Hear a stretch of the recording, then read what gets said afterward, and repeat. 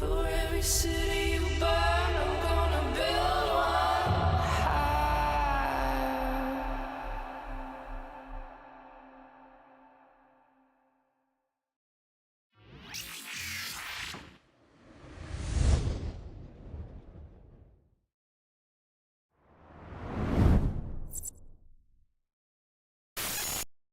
Greetings, fellow Empyreans. I am Ashrothi, and this is my co-pilot Zoria Triglov. And it is February 18th, YC127, and this is the Eve Universe Show! Welcome, welcome, welcome. How's it going, guys? Welcome if you're new. Settle on in, like the stream.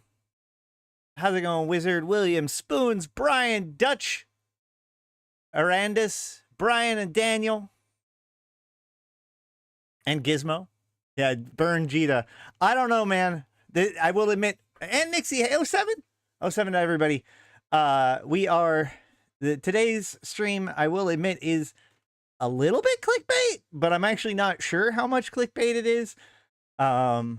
We do have some news to cover.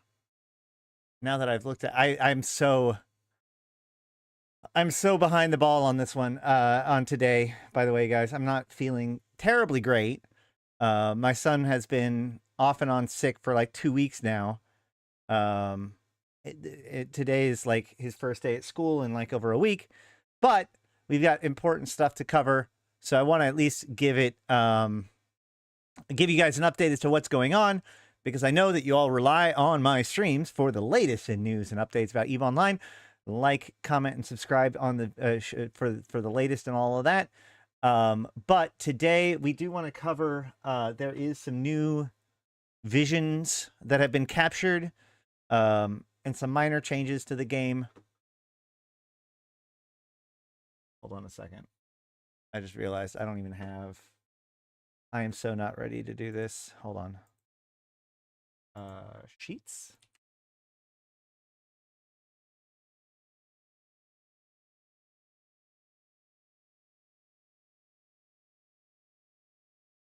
Yeah, okay. So we have 3 new image fragments. Interns forgot to hide the rat spawning genies. Wait, what? What are you talking about, Wizard?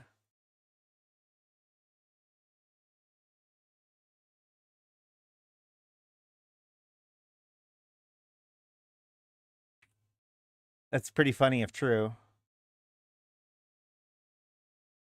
So on Hobo Leaks, there has been a basic... oh, yeah, they did add... Wait, did they add a new one? The Jinn pirate spawners from the test server went live, and they're just weird little entities that spawn at static landmark sites where you can find all over the place. Okay. But did they do anything? Wait, so you can actually see the spawn point? The spawn point isn't cloaked correctly? Oh, that's not great. It's probably bad. I did notice in the text, there's a bunch of new stuff, including all kinds of the sites that were added. Blood Raider Lookout. So you're telling me that these Jinn points are spawning everywhere?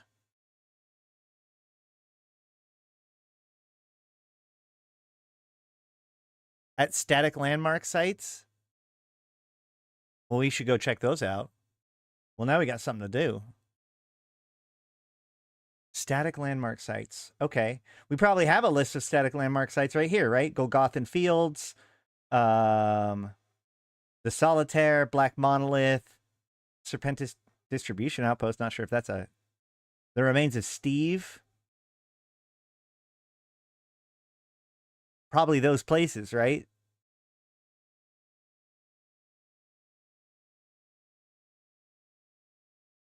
Interesting. Like abandoned mining column. Okay, let's yeah. Abandoned research output project. All right, we're going to go hunt for those in a little bit. But in the meantime, we do have 3 new slices of images. We'll look at those real quick. We've got, I'm not even going to pretend like I know. Oh, Ida, Theta, and Loda. That's not Theta. Oh, yeah, it is. That's Theta. I'm dumb.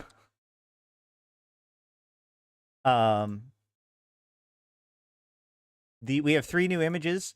The first image is the image that I used for the thumbnail today. This is very clearly Jita 4.4, and you can see that there's a targeting reticle up there, along with a bit of a blast, and there's a targeting reticle down there. Not sure if this extra bit is also a blast. There is a drifter in the picture. Oh yeah, there it is. There's the drifter shooting, and you can also see the space-time warps that we saw from the previous drifter fire. Remember, these pictures are half of a picture, and it's rotated. So, can I rotate this?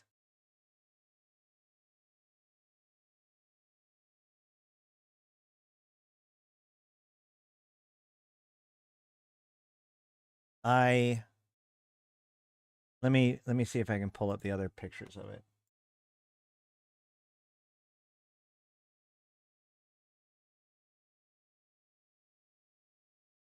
I'm going to steal just all of the pictures from Air Talker Research Consortium's Discord. So all sources to them. Where is...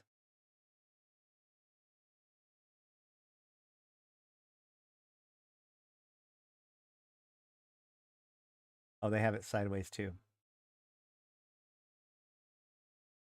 Well, they're going to hit the clone bay. Yeah.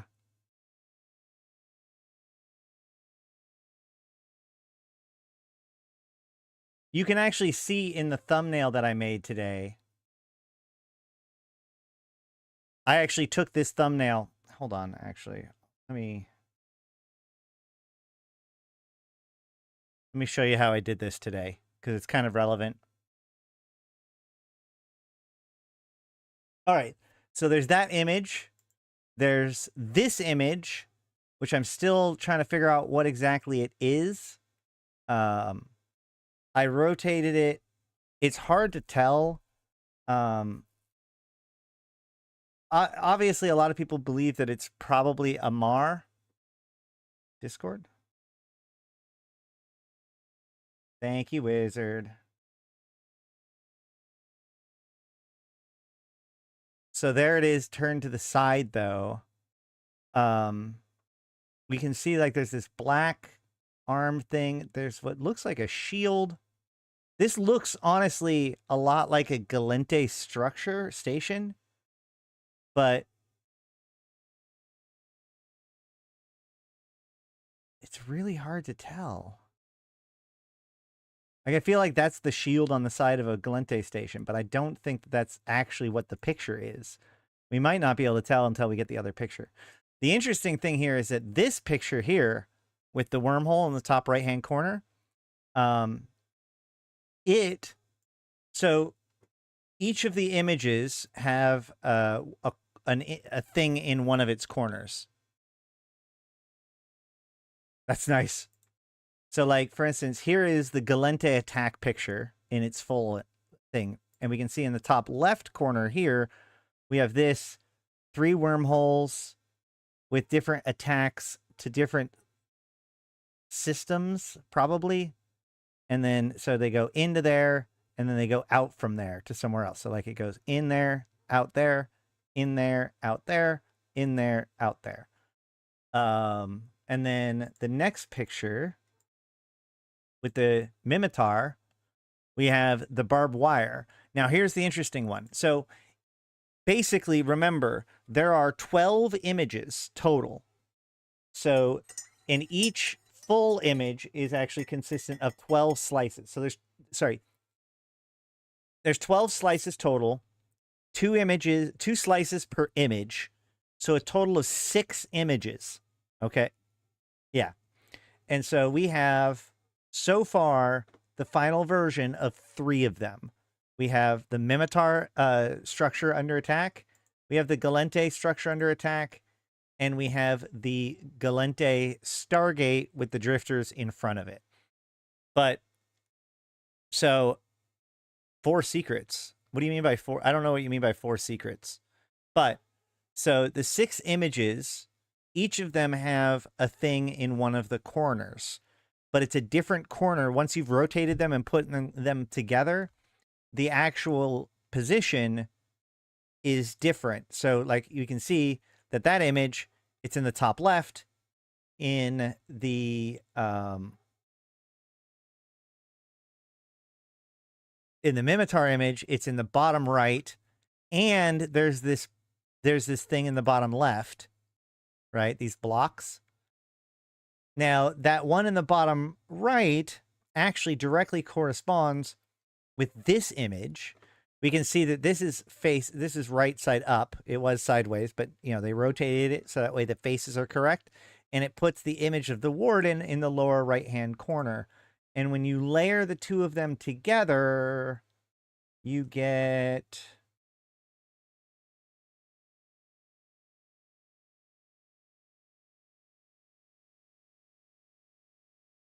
this, the warden with a chain over it. Likewise, if you take this image of the Galente Stargates with it in the top right-hand corner, and this picture of whatever this is with this in the top right-hand corner, you end up with this image where you see the 5 drifter holes pointing in to, oh, wait, what? Where do the Roman numerals come from, though? Wait, where did the Roman numerals come from?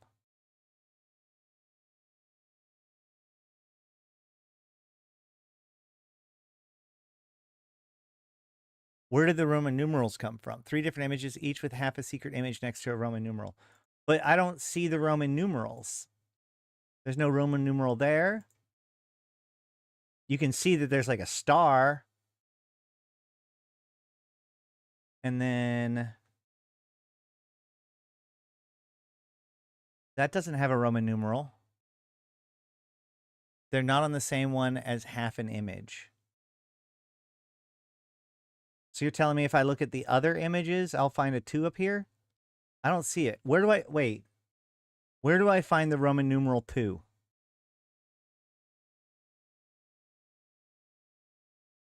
None of these pictures have a Roman numeral on them. In the Jita one?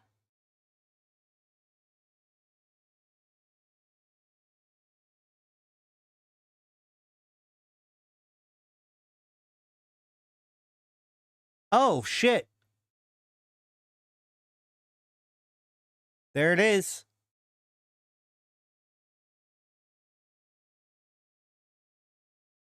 So this one doesn't have any Roman numerals on it. This one doesn't have any Roman numerals on it. Okay. So, okay, yeah. If we go back to the original image here, this one we don't have a Roman numeral yet for. That's the 2 that we saw. The 3 in the bottom left corner, Galente City is 1. You guys have me all twisted up now. Yep, there it is, 1, right there. Then I'm. Look, guys, this is new, and I'm not like I'm trying to keep up. Okay, I'm trying to keep up. I'm learning too. So we have 1, which is the warden. We've got 2, which are the drifter hives and the wormhole in the middle. We've got 3, which looks like it's going to be the Jovian logo, maybe. And we've got 4, which are these attack plans, but doesn't have a Roman numeral yet. Yes, it's confusing to discuss since we don't have a clear name for each image yet. That's true.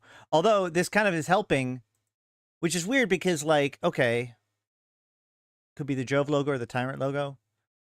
I mean, they might be the same thing. The Tyrants were just the leaders of the Second Jovian Empire.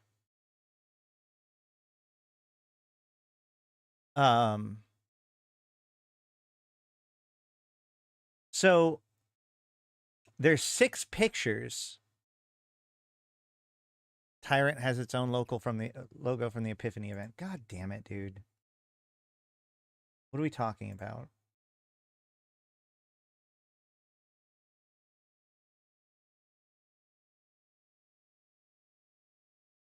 Why can't you come on right before the show and explain to me all this stuff so I know what I'm talking about on the show? Has a Jove logo in it, though? That's important. Wait, where is this Epiphany logo? I don't remember an Epiphany logo. I mean, there's the alphabet.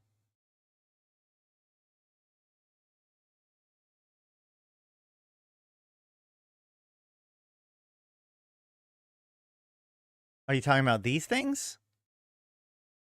Yes, sir.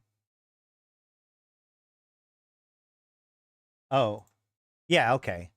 So it's just one of the alphabets, or one of the letters of their alphabet, right?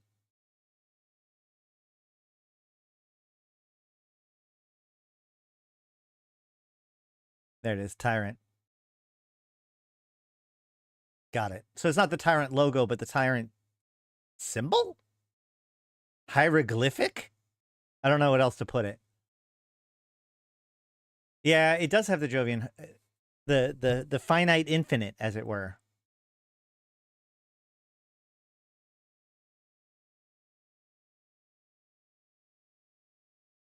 Okay, so let's see if I can even keep up. So there's these 4 different pictures. So there's 6 images total, but those 6 images condense into 4 icons.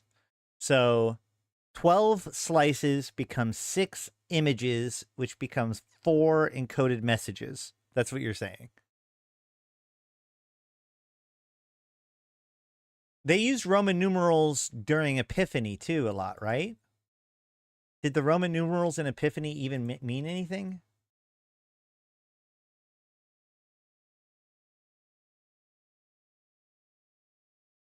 God, now I'm trying to find the pictures from Epiphany.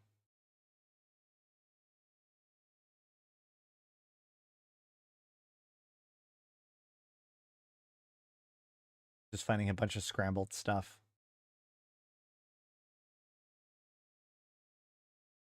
Roman numerals weren't in Epiphany. There were slices leading up to the Zarzak siege, though. No, they... hold on. Where are the slice images? Because I could have sworn... emission slice material. Nope, that's the newer one. Yeah. No, yeah. Wait. Yeah, no, they did have Roman numerals. They did have Roman numerals. See? 999, and then 95, 11, 6.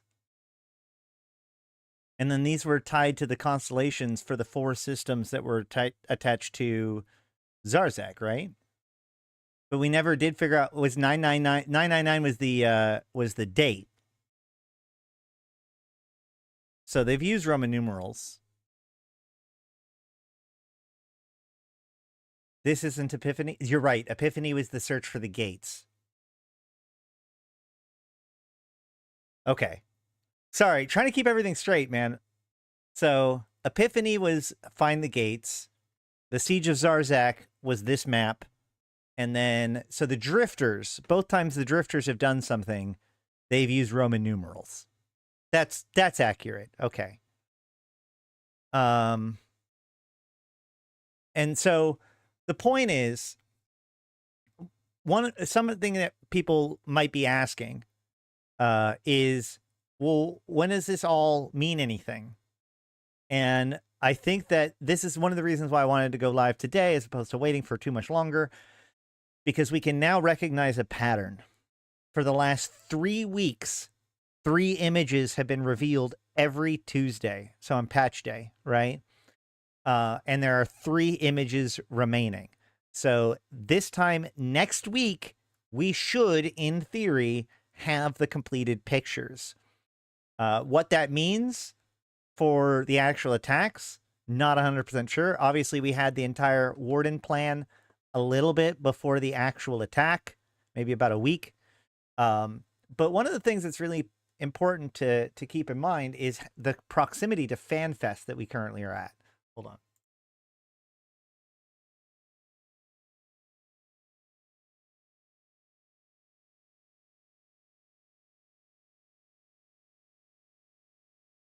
So FanFest is coming in 71 days. So it's going to be on the 1st to the 3rd of May. So whatever's happening now is likely going to continue to string together until near FanFest. They could theoretically wrap up what they're doing now and then like start the next thing for FanFest. But given everything that they've been doing, right? Let's think about this.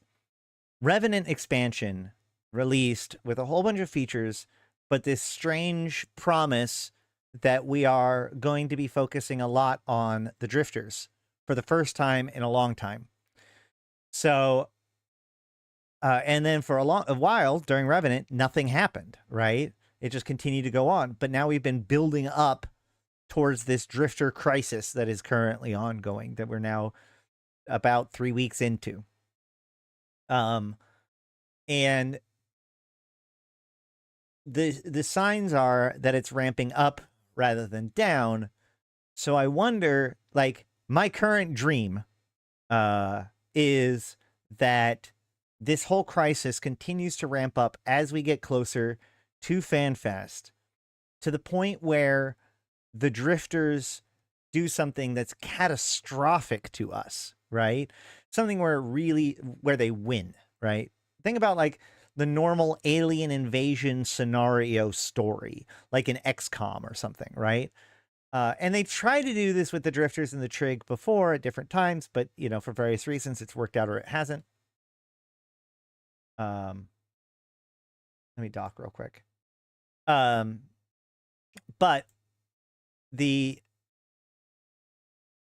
hold on. What I'd really like to see is the drifters get the upper hand in some way that is legitimately painful to players. That's one of the reasons why I'm kind of excited about, like, where is it? This picture. This is the reason why I'm really kind of excited about the idea of Jita 4.4 coming under attack. Now, it's worth noting that, like, just because we've seen this picture doesn't necessarily mean it's going to come under attack. We've already seen the Stargate, which doesn't match a real Stargate that we've been able to find. Although I wonder whether or not that's because we just haven't found it yet, or because it doesn't exist. Oh no, now I'm going to listen to Jita advertisements all night. Hold on. Let me turn this down a little real quick for myself, since it's muted for you guys. Actually, let me just put it on for you guys, so that way you have some background too.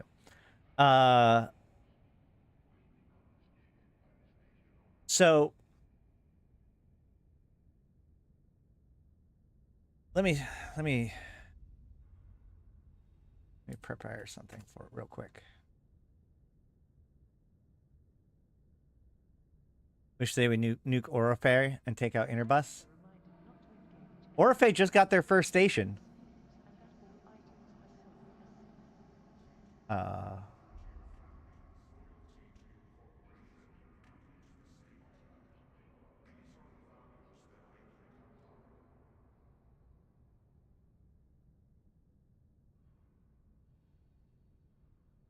EVE Online Eclipse and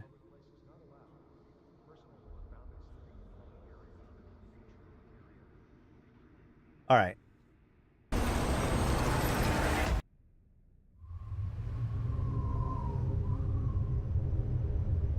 Through the mist, I saw a figure emerge, and with it, a darkness advanced, devouring and reshaping.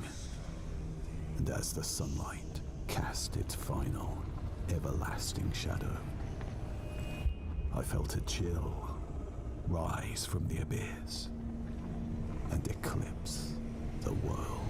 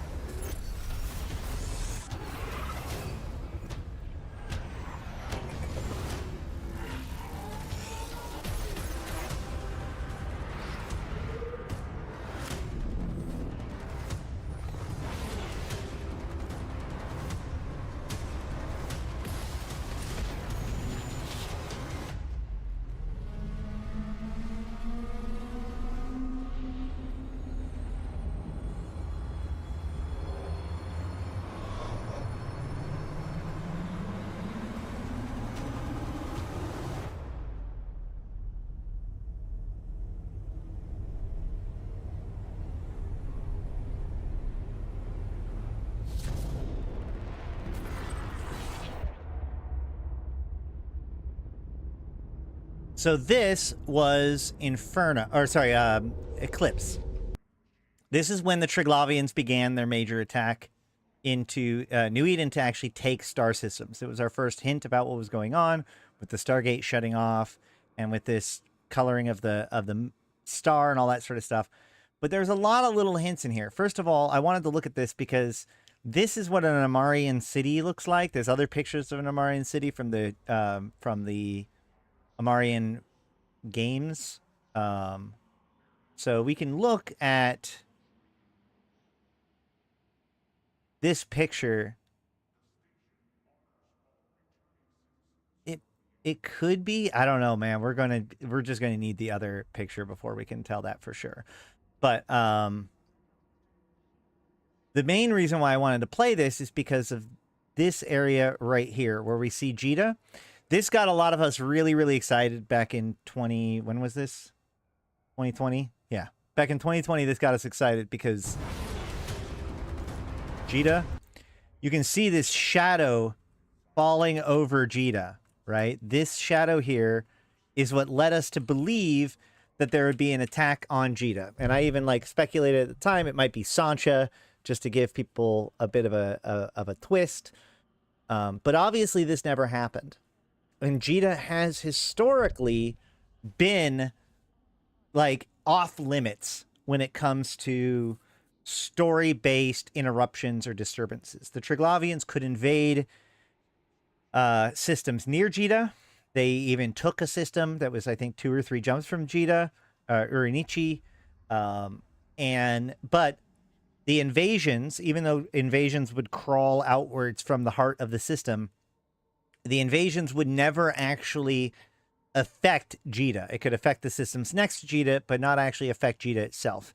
Even when Triglavians and Rasnaborgs were ganking people on gates, a lot of times it was the systems adjacent to Jita, not Jita itself, that was where that was happening. Jita has largely remained untouchable by the universe. Now, players can obviously burn Jita, and there has even been some talks about burning Jita, all thanks to the mineral prices and whatnot. Which, by the way, if you haven't watched my video, I just put out my edited video of my evaluation of the current economic situation in EVE Online and why I disagree with Reddit and a bunch of the rage that's going on involving it right now. Go ahead and check it out if you want. But the bottom line is that this is the last time that we were very excited that they would attack Jita. And so I'm a bit skeptical, a little bit, that this actually means, oh my God, an actual drifter attack on Jita. However, it's also worth noting that of all of the pictures that we have seen so far, this is the only picture that we can really lock down as being a real place in real game that you can really go to, right? The Mimitar structure, while it's in that video, isn't somewhere that you can go check out in space. Likewise, the Galente City isn't a place that you can go and check out in space.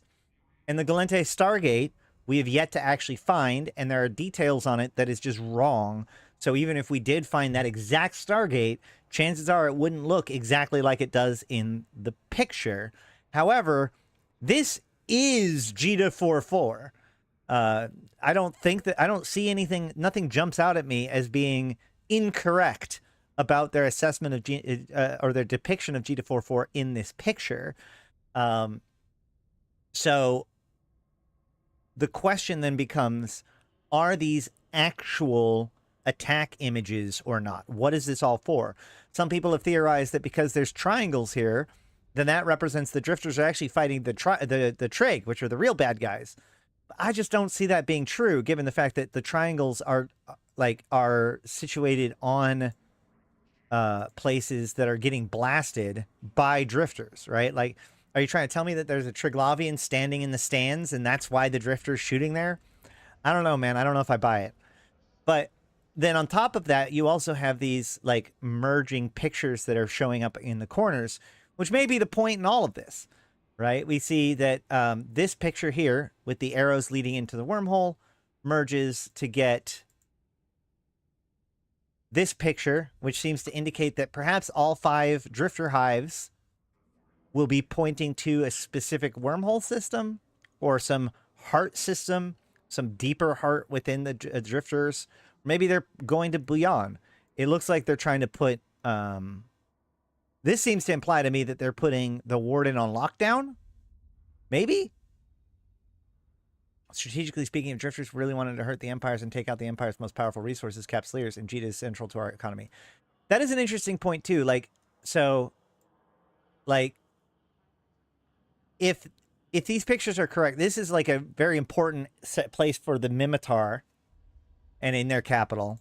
This, or the Galente picture seems to be in the Galente capital. But Jita is not a capital in Caldari space. It is the trade capital.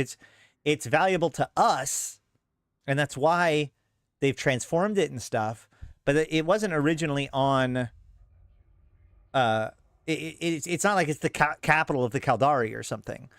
So I find it interesting that the drifters choose to attack or to target or to show off, whatever you want to call it, Jita, as opposed to, say, Caldari Prime, right? In fact, there is, you could even, just in case you're like, but Ash, maybe they don't have pictures of Caldari Prime. They definitely totes do. Oh no, you guys have kept talking about stuff. Where's my picture?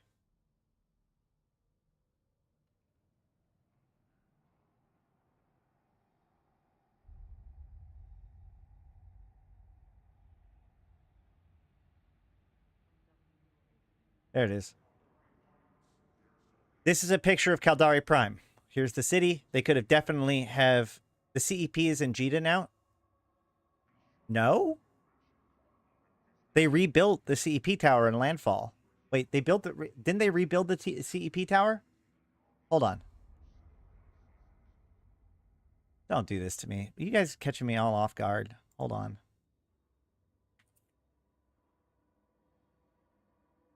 Am I going to be able to look this up? There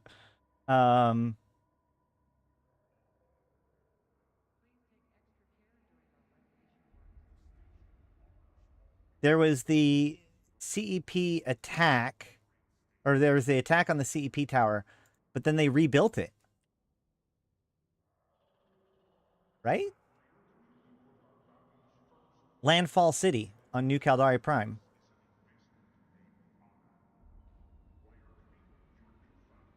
Do you have any? Do you have a link or something about how CEP is in Jita?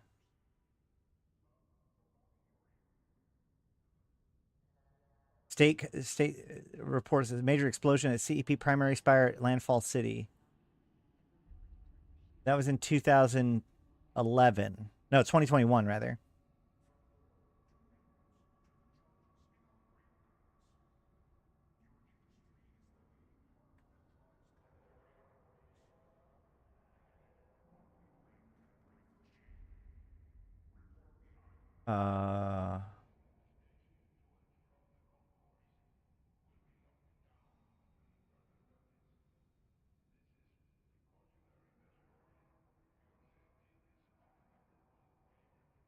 Thought the Caldari trailer was showing Jita. What? What? Hold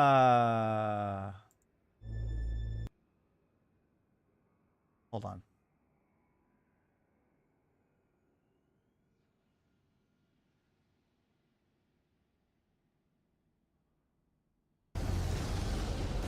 Everything.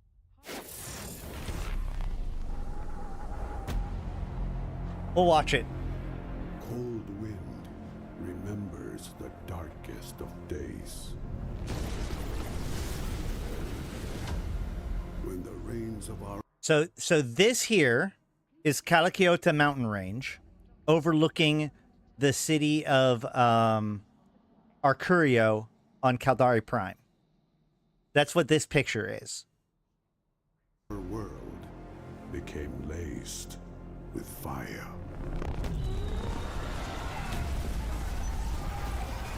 That was Caldari Prime. Warrior's fierce duty seared a path to our future.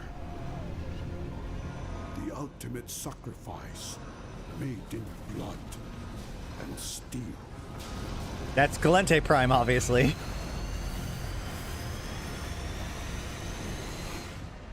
We remain Caldari, no matter the cost. That's not Jita. This is Everything we so this okay. Little known fact, this is also probably Arcurio. I assume it's Arcurio. One of the reasons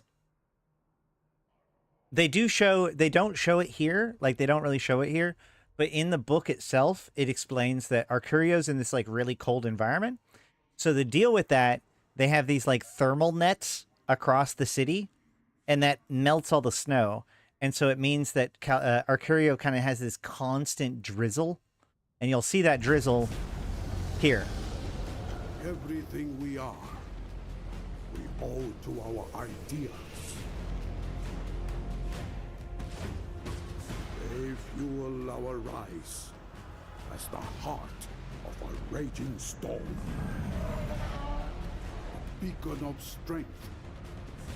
And a shrine to That our does show Jita. identity. Oh. And preserve your family, your corporation, your state. Without hesitation. Without remorse. Why is my phone exploding?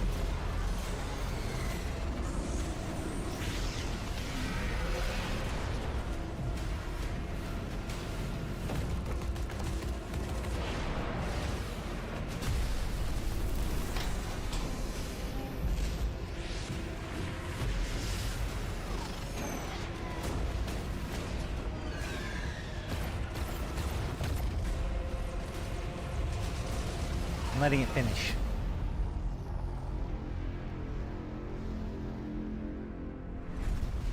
Okay, but the difference is that this one was done at a very specific time, May 6th, 2022. So if we go to the Eve News at that exact time, we will find that this was actually happening during FanFest.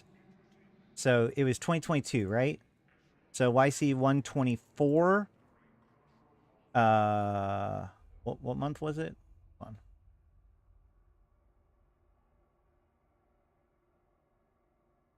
May 6th, 2022. May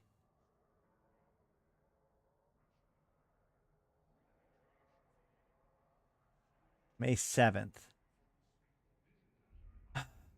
Speech by Chairman Akimaka Saraki garners high approval ratings across Caldari states. God damn it. It doesn't actually say where he did it. I thought he says... Hold on. Yep. So I suppose that likely was in Jita. But I don't think that means that... I thought they rebuilt Landfall Spire.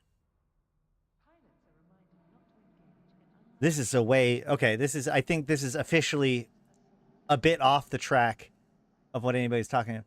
With Galente and Amar trailers? They did do Galente and Amar trailers. They were just not... Wait. They did... The Galente one was pretty good. It wasn't as big as the Amar or Mimitar ones, but they were pretty good. I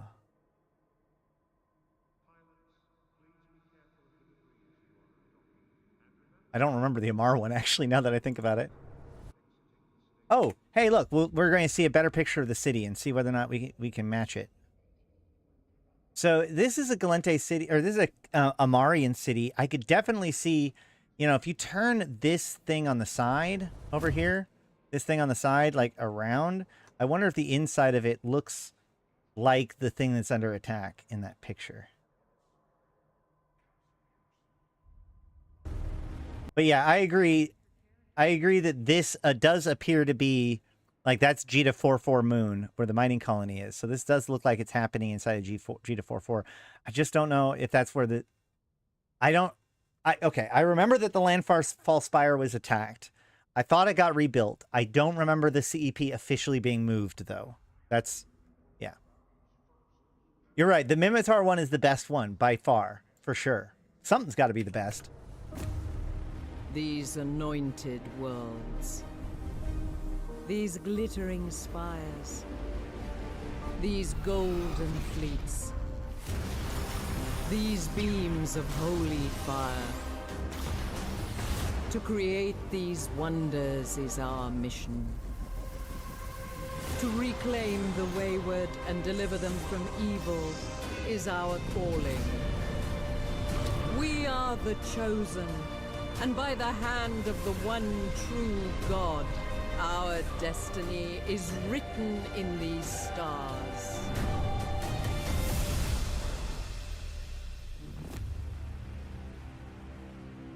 And there you go. Let's try one more. The Galente one. The Steel and Velvet. You found what? Wait, you found what? You found the picture? Or you found the CEP Spire piece? Hundreds of worlds, billions of people. Our strength is our diversity. Our tolerance lends us unity. But cross us, and you will swiftly find the steel beneath the velvet. Above all, know this, my fellow citizens. Our Federation is the light of liberty, shining in the darkness.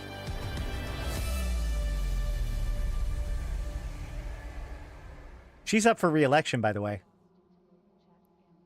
Okay. Where was I? So, as you can see, we still don't have a bunch of the information, but hopefully we'll have more information by next week if they have election. Yeah. If they have an election. We'll see.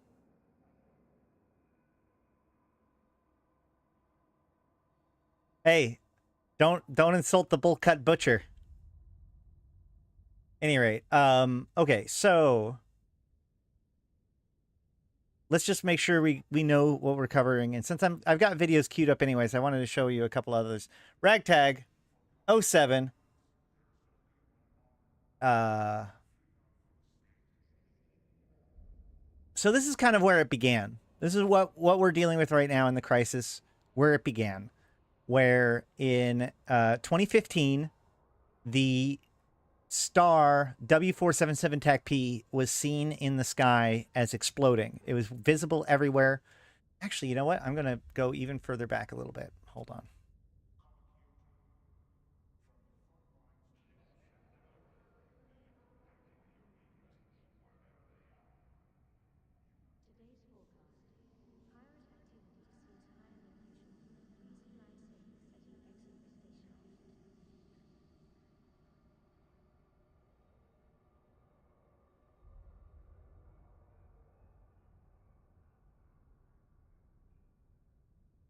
Okay. So, our story begins. I think it's this one. I think this one comes first. New theories about the alleged supernova. Nope. Thanks, Punch. News of a stellar anomaly rocks New Eden. What was initially thought to be a sudden, massive stellar explosion, nicknamed Caroline's Star after the pilot who first spotted it, the distant anomaly has since baffled the scientific community. Shortly after its appearance, a team of astronomers triangulated its location, suggesting that these are the remnants of the star W477P. Located deep within Jones space, the star was... I'm so glad I showed that video. Wizard, was that me showing that Amara video, the secret that found it? Please tell me that's true. Sorry for interrupting, but there it is, boys. Hell yeah. Being productive. All right. So there you go. This is clearly, like, you can tell that swoop. And more importantly, the top of the staff is straight up out of that picture. Okay. Well, that makes it a lot more straightforward. Like, that's very difficult to deny. Yeah, I mean, it might not be, but it definitely, like, so the thing is this. Okay. Real talk for a second. The reason why we get this is because, so, hold on.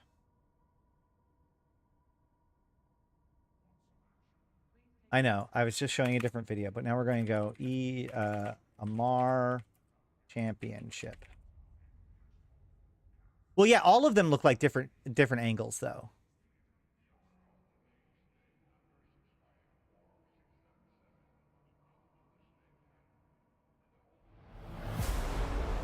Under the rituals laid out in the scriptures, succession to the imperial throne has begun. The royal heirs shall select their champions through the ancient trials of fire and blood.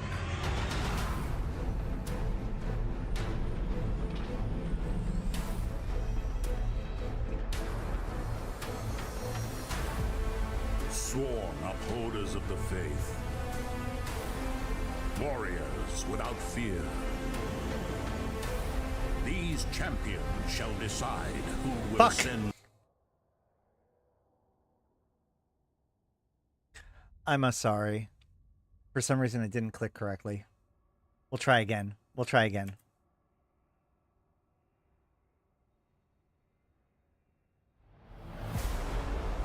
Under the rituals laid out in the scriptures, succession to the imperial throne has begun. The royal heirs shall select their champions through the ancient trials of fire and blood.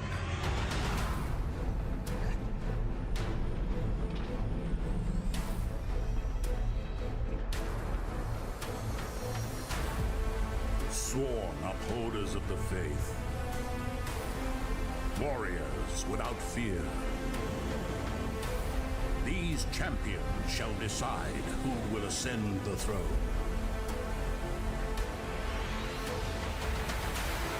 All shall witness the power of God's chosen. And to those who dare threaten Holy Amar, it shall be known, retribution will be righteous. So this was the Amar Championship. The Amar Championship happened because the Drifters assassinated Jamil. This is the championship that led to the rise of Katis Tashmerkon as the new empress of the Amar, as she has been since 2016. Now, this part here is important. They wanted to make a picture, the Amarian elections. They needed a picture of Dam Torsad, the actual like Amarian capital city, right? So what they did was what is popularly referred to as kit bashing. Okay, so they took all of the different Amarian models that they already had, and they put them all together in different ways to make it look like it was a city. So, for instance, up here, this here in the upper right-hand corner, right there. If we close this really quick, I can look up.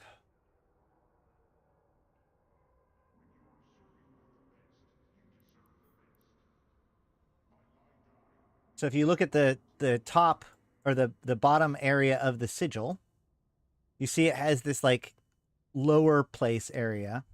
Likewise, actually, that's not even a sigil. That's the Tech 2. Where's the Tech 2?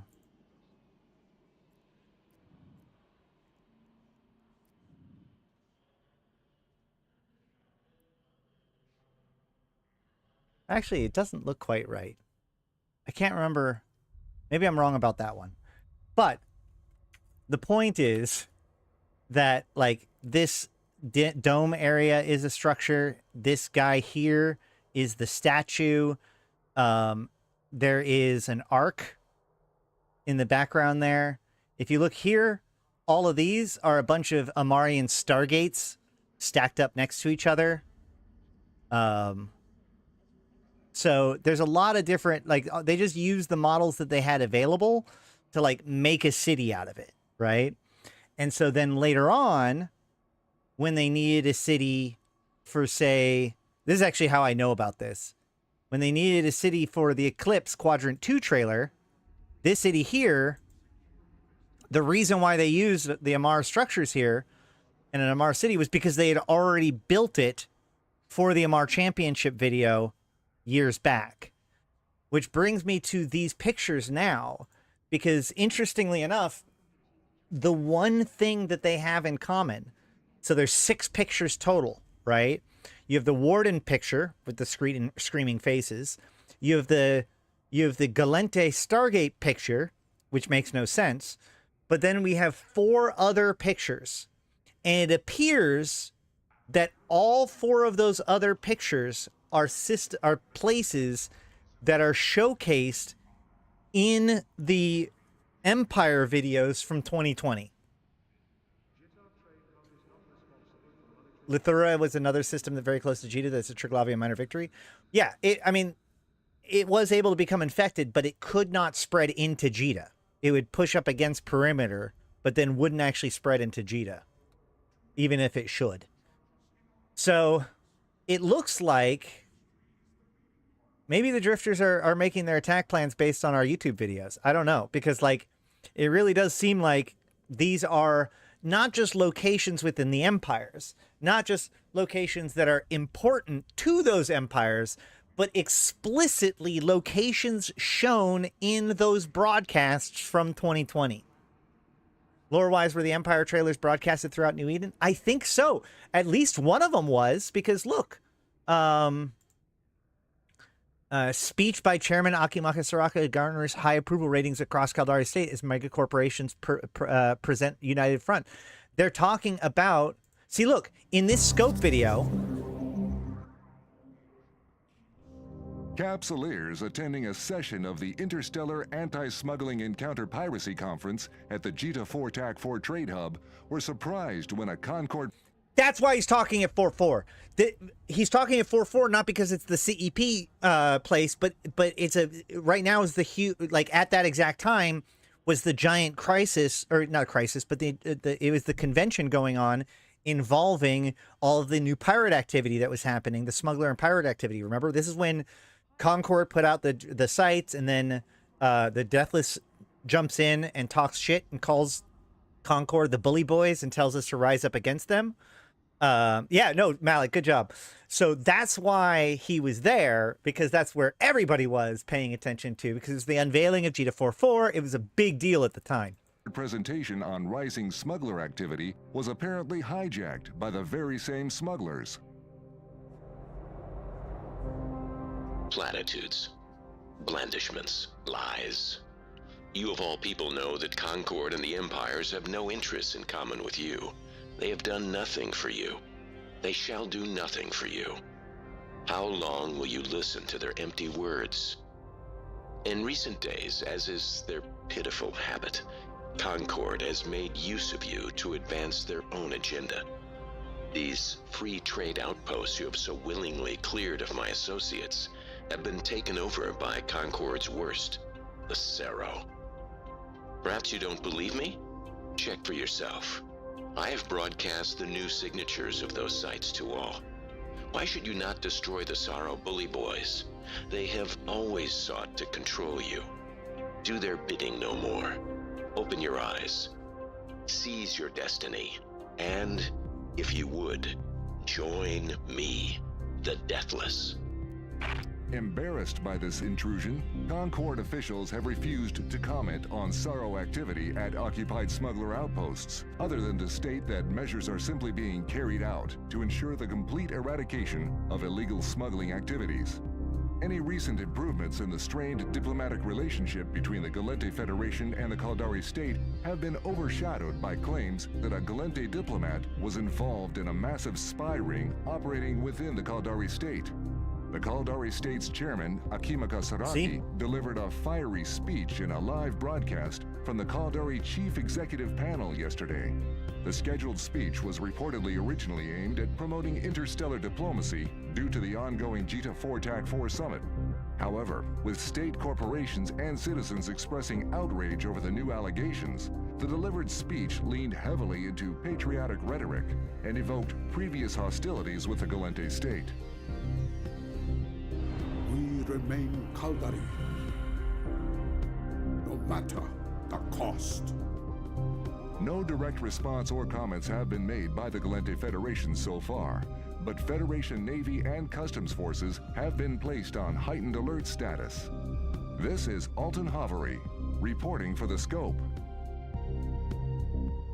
Nixie, let me blow your mind a little bit more. According to all of the logs that we have, the Deathless was already hooked up to the chair when this video was made.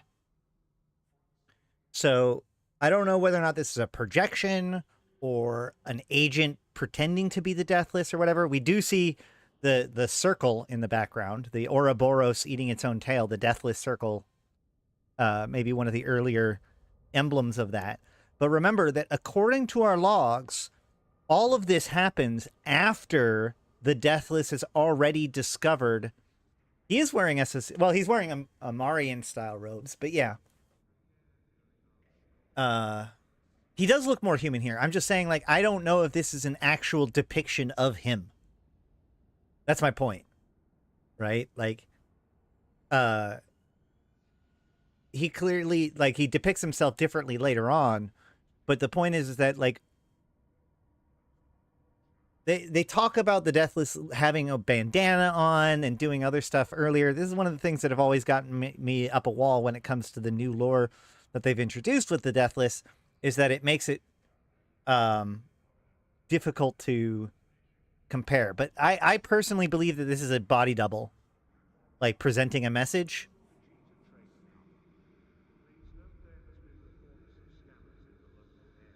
Also, I was reading a Drifter autopsy earlier today. I noticed that they talked about the Drifter jaw implants, and the Deathless and Soldrin seem to have similar implants. Yes.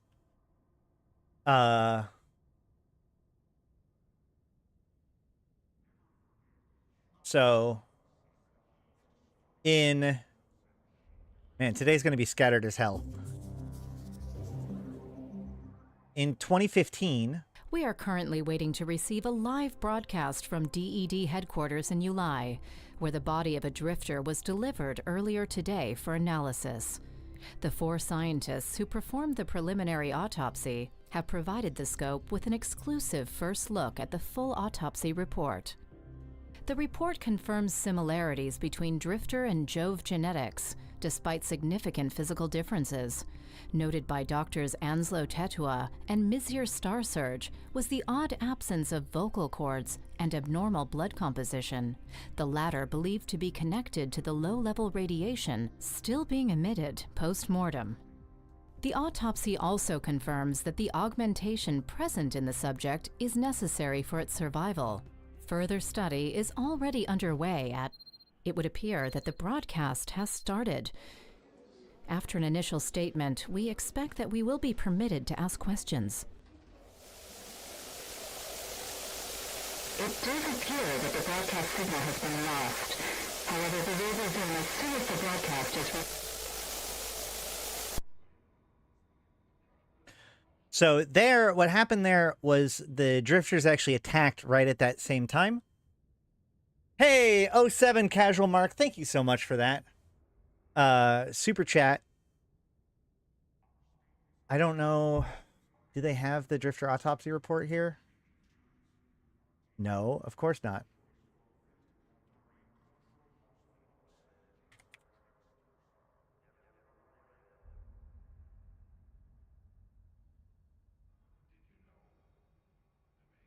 So there was a real Drifter autopsy report that was made by those people at the time. It was posted out. A lot of good information was in here. However, the 2 biggest things that were pointed out, I talked to the people who were making this at the time, and they said that CCP gave, remember, this is players. These are players who have real life experience in biology and making these kinds of reports. I don't remember exactly what their professions were, but I do know that they wanted to make this because this is the kind of thing that they do in real life. And so CCP got down with it and allowed them to do this as like an official thing. And in it, CCP, I remember talking to them about it. They said that CCP gave them a broad kind of authority to put what they wanted to in it to make it interesting. However, there were two things that CCP found important for them to include in their autopsy report. The first thing was that the drifters had removed the vocal cords. And the second thing was that the blood had been irradiated by some unknown radiation. Those were the two critical pieces to the description. And if we go and look today at the new sleeper modified corpse that shows up, modified sleeper corpse that shows up in the Vigilant Dreamer site. In the Vigilant Dreamer, you kill the drifter, you kill the Vigilant Dreamer, which is Tecton, and then you kill another drifter. And one of the things that you get from that site is the modified sleeper corpse. That's a good point, Nick. Thank you. I'll look into that. That's great. But heaven forbid you guys realize that I like the train song from Pacific Rim. Not Pacific Rim. What's that game called? Hold on. Shit. Pacific Drive? Pacific Drive, right?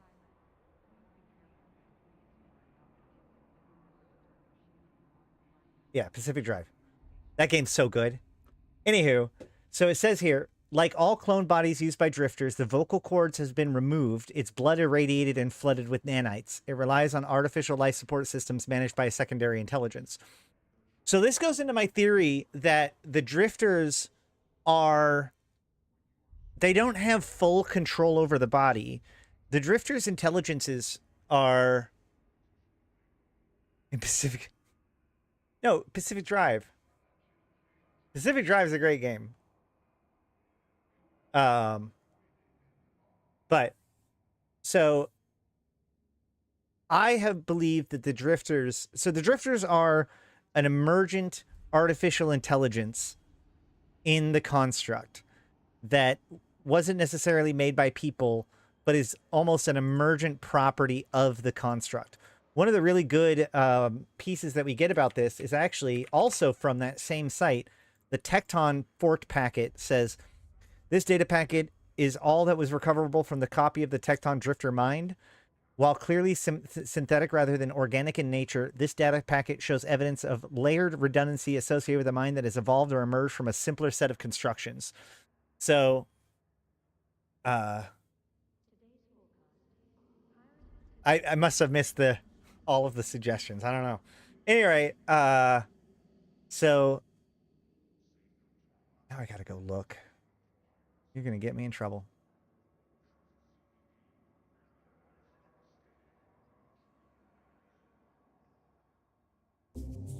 Oh no! Shh.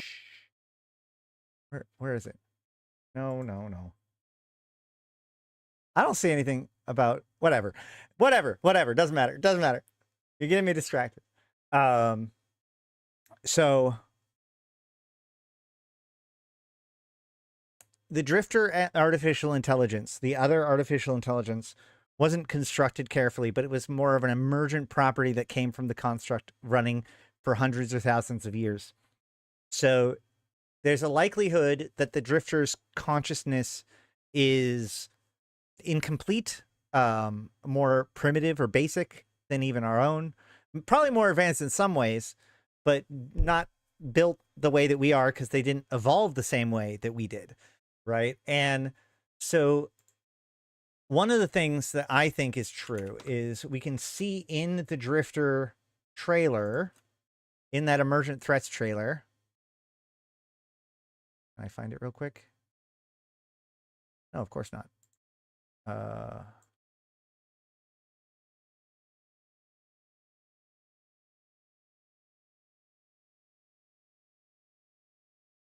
So this is the Emergent Threats trailer. This is one of the best views of the drifters that we have seen. The story behind this emergent threats trailer was that as the drifters were coming to be a force in New Eden, I was with the Hydrostatic podcast at the time, and the idea was that like clearly something was going on, but we didn't really know what. So I wanted to pull together everybody I knew that knew anything about the Jovians or that kind of stuff, so that way we could talk about it. And that's where the first Hydrostatic Drifter panel came from. Hey, Nick Bison. And they took the recording of that Drifter lore panel and they made this video off of it. And it was one of the very first images that we saw, like behind the scenes about the Drifters.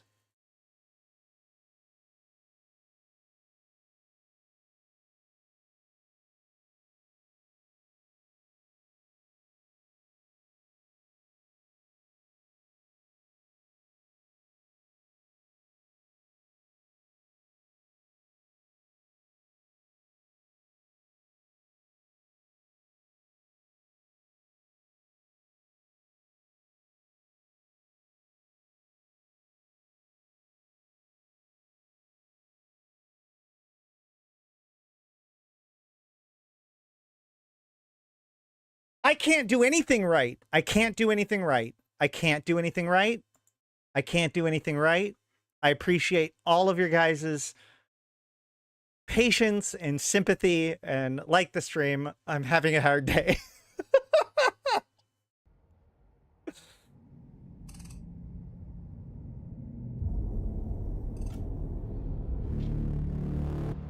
It is one of those days. There is a strange, I don't know what you call it exactly, anomaly, light anomaly, Exactly. a star anomaly. And apparently the closer you get to Jove space, the better you can see it. I wish. It has been nicknamed Caroline Star. Whatever happened there, it's massive. What caused that whole thing to happen? Jovian stargates have gone offline. The circadian sleepers have also been appearing. All those things have been scanning everything that comes near them. The unidentified structures that have been popping up and disappearing. They are listening to you, preparing to explore, preparing for war. Is it possible that the sleepers have found a way to break away from the construct? There's no telling what they might do out of self-defense. Maybe the sleepers are the ones needing the body parts so that they can reconstruct bodies, because their actual bodies have withered away.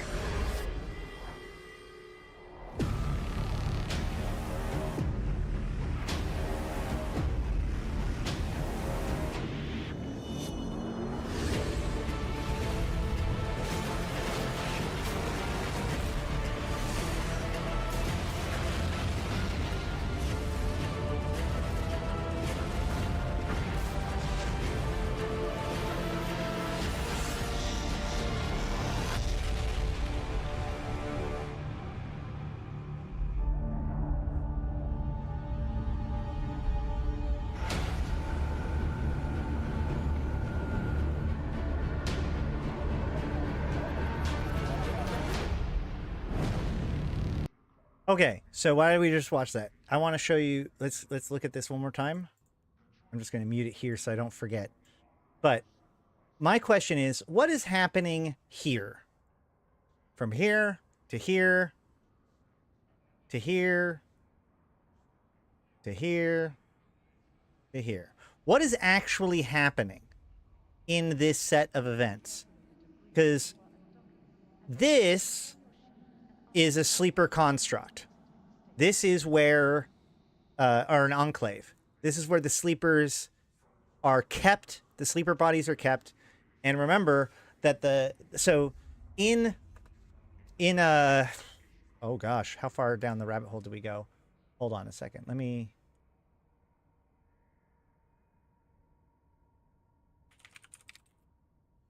I pull this up real quick or no? Can I pull this up real quick or no? How quickly can I pull it up? No.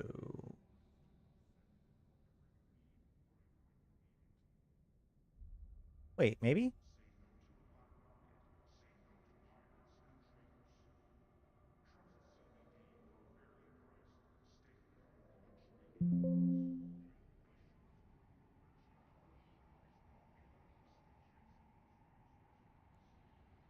Okay.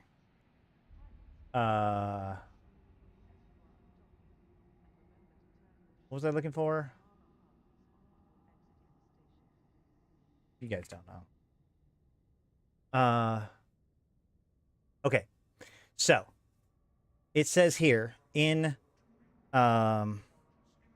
it was the brain that Empress Jamil was after. After thousands of years of evolution, the sleepers decided that 4 lobes wasn't enough to meet their cognitive processing needs. Among other changes, this civilization re-engineered themselves to add a 5th lobe to the cerebral cortex, combining and enhancing the functions of the thalamus and hippocampus. The extra gray matter was integrated with a curious slab of material encapsulating the brainstem and extending to an implant cavity that penetrated the skull, very similar to the neural interface socket the capsuleers use to communicate with machines today. Even with the assistance of the most advanced AI available in science, it took years to model the anatomy of the inferred biochemistry. In summary, the sleeper brain was refactored to route memories to a solid-state recorder. Therein was a feat's supreme biotechnical advancement, a fullerene-based quantum computer embedded within the brain, which can continuously record the memory of consciousness. This device is integral to the anatomy, which can retrieve information from quantum storage faster than it can from organic brain matter. The 5th lobe incorporated a densely packed cluster of neurons that branched into a neural network extending to every region of the brain. With the state recorder and its complementary anatomy, it was possible to enable full memory-only consciousness transfer without the overhead of transmitting massive volumes of state information, such as neuron configurations and firing sequences. It differed wildly from capsuleer technology, which relies on huge cluster-wide infrastructure of receiving and assimilating stations to support the cumbersome transfer of state data. With sleepers, it was possible that only a fractional volume of differential information would be needed to move a person's essence to another clone, if that clone shared this brain anatomy and depending on the storage capacity of the implant itself. What was remarkable was that the gene needed to grow this 5th lobe from an embryo was present in the specimen's DNA, but switched off. Like some grotesque mutation, the brain would develop with 4 truncated lobes and a cavity where the thalamus and hippocampus should be. At some point, a live test subject must have been raised with the gene switched on so that the growth pattern of a 5th lobe could be recorded and used as a template to assemble the organ from raw biomass later on, which meant that the subject and probably all of the others within the sleeper station were clones, identical copies artificially grown in vats, not too different from those who are used in the clone production today, with the cerebral implants added during the appropriate phase of gestation. All it needed was the memories of a real person to give it life. So from the very beginning, like the sleeper brains have an additional lobe.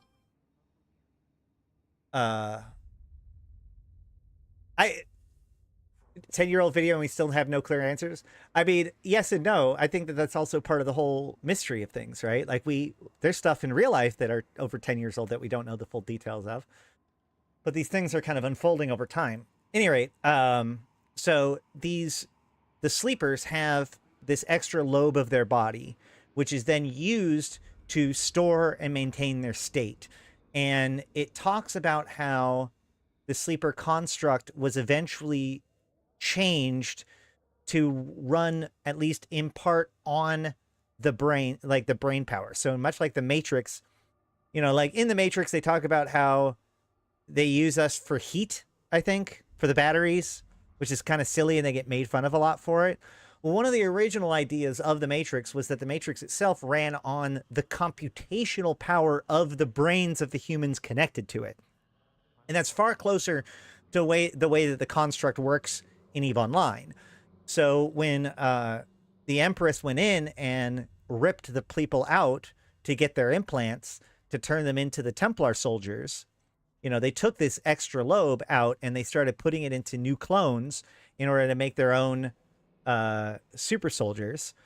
And that not only was very disruptive to those sleepers, but was also destructive to the construct itself, as was partially being run on that hardware. So again, this leads back to the question of what is going on in this part here. What we have is these sleepers which are in the construct. They're pulling out the bodies from the construct, the ones with the extra lobes in them, and they're bringing them to the slab. They are scanning them with something that, so you see this light go across them, and as soon as the light goes across them, you see this twitch, and they've got something going on near the neck that then pulls away, and the guy opens his eyes. So what I think is happening is actually the drifter is effectively hijacking the body of the sleeper. The sleeper's bodies. Now, this is also probably why the Autothisian Lancers like to pick up our corpses, because our corpses are designed for interfacing with electronics as well via the capsuleer jack in the back. But sleeper corpses are perfect for the drifters because basically there's this cybernetic implant that represents the memories and brain of that person. Sorry, the identity of that person. So the rest of the brain could function the same. You know, all of the motor skills and everything can just be left by itself. And if they infect that extra lobe, then they basically hijack the body. But, and this is what I think is actually critical to this, I think that they don't have full possession of it. The question is, why remove the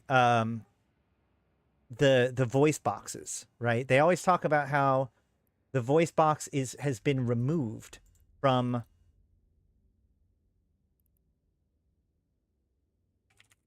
the body, right? So this modified sleeper corpse says the vocal cords have been removed, not are not present, not grown without, removed, which means that they had vocal cords at one point, but don't now.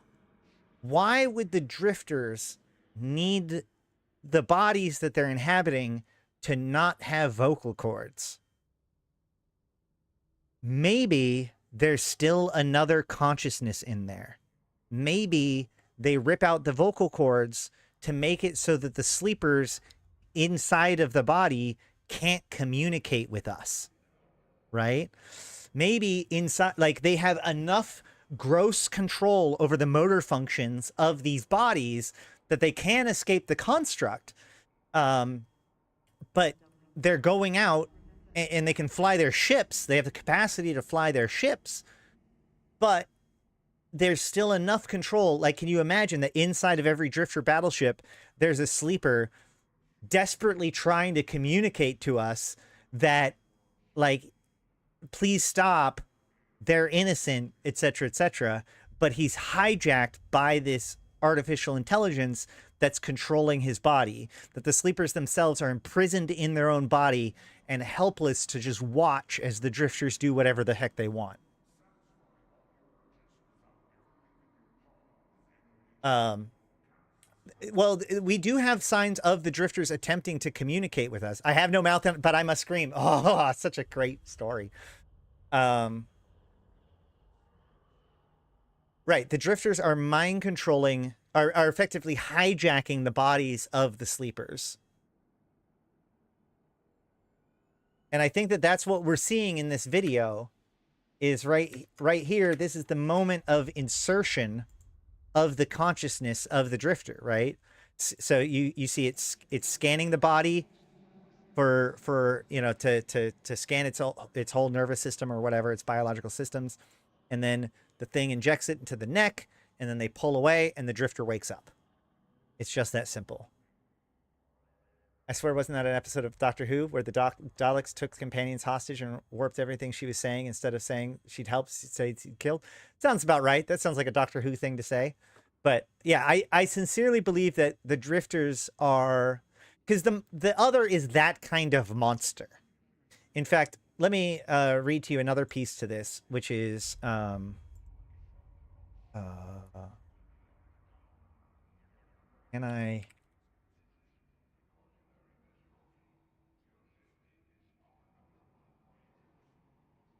So in this, so basically, Marcus is a ally of the Amar. He was one of the people who actually went in and discovered the sleepers in the first place. He's the one who made Jamil's super weapon work in the first place. And now he's been basically banished to monitor the Eve Gate, where he gets contacted by Grius, or at least the hologram of Grius, who explains to him everything that's been going on with the drifters and with the other and the sleepers and all that kind of stuff, right? And so when we read the other, we can also see like the other and the other and the drifters are basically the same thing. At least that's what we believe.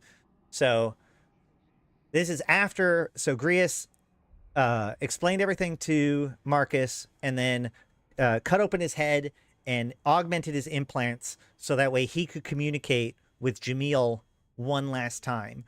But the problem was that communication with Jamil connected Marcus to the other. So this is what happens. The significance is Marcus's ship. The significance was adrift in the Promised Land Stargate. No other ships were in the system. There rarely were anyways. For all of New Eden, this system was a dead end. There was little reason to come here. No one would help Marcus now anyways. I see my old friend Grius was here, the other said. Clearly he was forthcoming about my relationship with your Holy Empress. Marcus was on his knees, all physical movement incapacitated by the implants in his brain. Go to hell, he stammered, with what little remained of his courage. I know it well, the other answered. Pity you believe everything that your genetic abomination told you. I had considered sparing your life. Marcus stood up involuntarily, no longer in control of his motor skills. He was forced to an instrument panel in the research lab. Such primitive augmentations, the other observed. Grius remade you in his image. You should be insulted. His hands at the whim of the other danced over the volumetric display. The inert drones aboard the ship suddenly snapped to attention. Do you ever know why he never reactivated them? Marcus heard dozens of servos and metallic irises whir to life. Because of their determination to not let you harm yourself. Victor, Empress Jamil breathed, utterly disoriented. Victor! I'm here, Your Majesty, she heard him say. Cancel the Templar program, she ordered, helped to her feet by some invisible hand. It's too late for that, he answered. What haven't you been telling me, she demanded. I've been trying to tell you that some of the prototypes are flawed, he said. You were always unwilling to hear bad news. Flawed how? They've had these strange visions. What kind of visions? Apocalyptic dreamscapes and bizarre phobias, Victor answered, all very similar to one another. My God, Jamil thought. What else? Templar 6 malfunctioned during the insertion at Pike's Landing, he answered. Templar 1 disobeyed orders during the fight. He's the Caldari test subject. I think we're losing him as well. More bolts of pain sliced through her. She was now frothing a litany of curses, clawing at her temples so deeply that blood began to drip down her face. You have to destroy them, she cried. All of them. Why, he pleaded. We've come all this way. Because we can't control them. Can't you see that? But the technology works, Victor pleaded. There are prototypes. The next generation will be flawless. There won't be another generation, she spit out. You don't know what they really are. Victor, listen to me. From this moment on, you must disobey my instructions to support the Templars. Do you understand? Your Majesty? Victor asked incredulously. For the sake of Amar, do as I say, she roared, breathing heavily. Grand Admiral Sudana, I command you to destroy these prototypes by any means necessary. That's an order, my lady, his gentle voice replied. As you wish. No, Victor pleaded. We're so close. Victor, get off that planet or face the consequences, she cried. How can you do this? Victor pleaded. Marcus screamed just as she was about to answer. The drones had Marcus pinned face down in the surgical gurney, but were unfamiliar with his new anatomy. All they could do is discern that the cybernetic implants in the exposed hemisphere of his brain were causing both his corrupted motor functions and the bursts of pain coursing through his entire nervous system. Nothing in their medical archives, either on board or in any accessible network in Empire space, could have prepared them for this. But the mandate to save life was the hierarchical prerogative in their programming. Doing nothing while he suffered was therefore not an option. That path in their logic was blocked. As a limited AI, their ability to reason led them to believe that trial and error on a live patient, even if it meant causing immense anguish and lasting physical damage, were the right course of action. Fully aware of this, the other varied the source and intensity of the pain flashes, confusing the AI with false positives and lending them to the wrong conclusions about where to cut next. They could sedate him, for they need him conscious to verify motor functionality as part of his brain was wrongfully excavated around the implants. Marcus was awake for all of it, fully aware he was being sliced to pieces. He screamed, but refused to cry for mercy. It couldn't last forever, and deep down, he knew he would not die in vain. For all his secrets were not just with the Amar Empire. Marcus hoped that good hearts would prevail. He did his best to die with a smile, just to infuriate the other, as the drones continued to mutilate him. So the other is the other's a monster. The other's an absolute monster who's more than happy to hijack people's bodies against their fair will in order to force them to do what it wants. It is attempting to escape the construct. It is not a full consciousness, and it knows that it is wrong, and it hates us for it, right? And that leads us to, do we know the origin of the other? The other is a violation of the construct. We don't actually know, like, from my understanding of it, it just is an emergent property of the construct.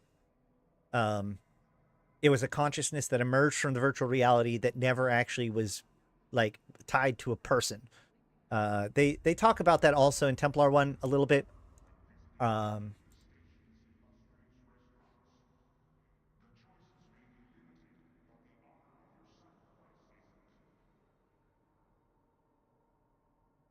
See if I can find something about it. The problem is the word other is going to be pretty common.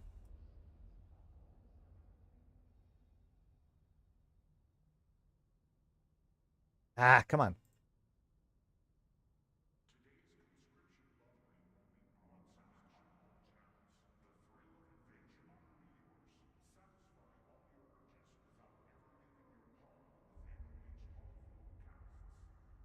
Yeah, I'm not, I'd have to look it up. I don't have it at my fingertips right now, but the point is that the other is an emergent intelligence within the construct. They refer to it as an artificial sapient in Inheritance. Well, so that's one of the things that's so important about, like, this Tecton fork sample. If we look at the Tecton fork packet, it says the data packet shows evidence of layered redundancy associated with a mind that has evolved or emerged from a similar set of, or from a simpler set of instructions. So these are kind of emergent competent, or like emergent intelligences, but as I said, they are incomplete. And that is what I think that they're actually doing in these invasions. This is why the crisis is happening. Because the big thing that they're doing is they are putting up facilities outside of civilian infrastructure, and they're irradiating that structure with all kinds of different radiation. If we go look at the, oh, I don't have it here. Hold on.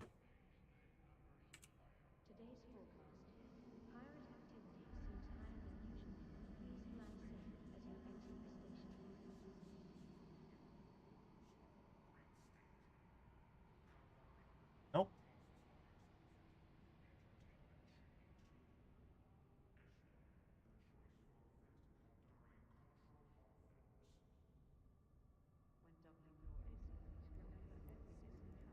One second.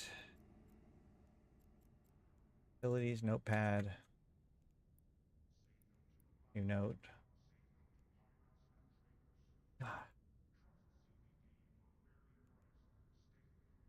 All right.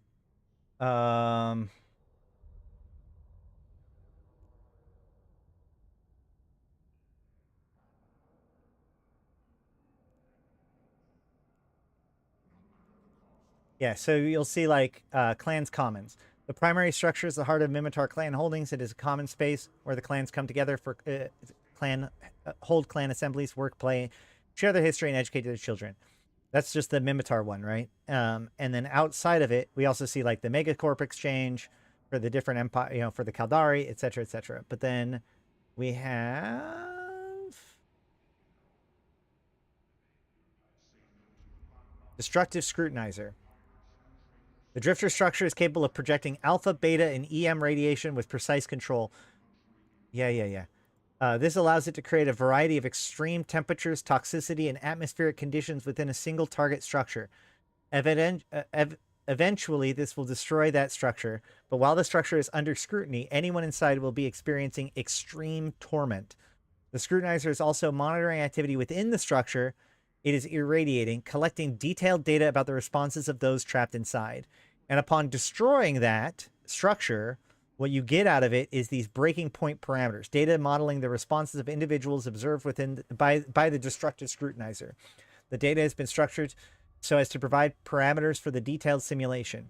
Such information would be valuable to scientists and intelligence groups alike. And then with the final one, we have the Dreamer, which is the main structure of this whole operation. It's the heart of the crisis systems. We have the Vigilant Dreamer, which is named Tecton Tyrannos, which is their architect or their main master builder, which you also find inside of the Hive. But it says energy signatures indicate that this structure is pulling in data from all across the system via some kind of hyperspace communication network. All that data is being fed into virtualities, one hosted inside of the Dreamer and others hosted elsewhere that are remotely connected via hyperspace. And we can check and see that so that's where we get the modified sleep core from, by killing the drifter that's there. And the Tecton forked packet is the Tecton fork packet is this is the brain that is running the Vigilant Dreamer. And then on top of that, we also have the ultra shielded array, which these are the 5 shielded arrays, are the things protecting the Vigilant Dreamer. The shield array, when coordinated with others like it, is capable of generating a selective gravity shield. This gravity shield acts as an impassable barrier for any unwanted energy, waves, or matter. So that's how they protect the Vigilant Dreamer until you can hack them. And then the other thing that comes out of those shielded areas are these simulated baseliners. Vast quantity of data has been collated to construct this precise simulation of one of New Eden's many baseline humans. So, okay, we have consciousnesses, like we have, infomorphs, right? Like us, we're an infomorph. We get injected into bodies, etc., etc.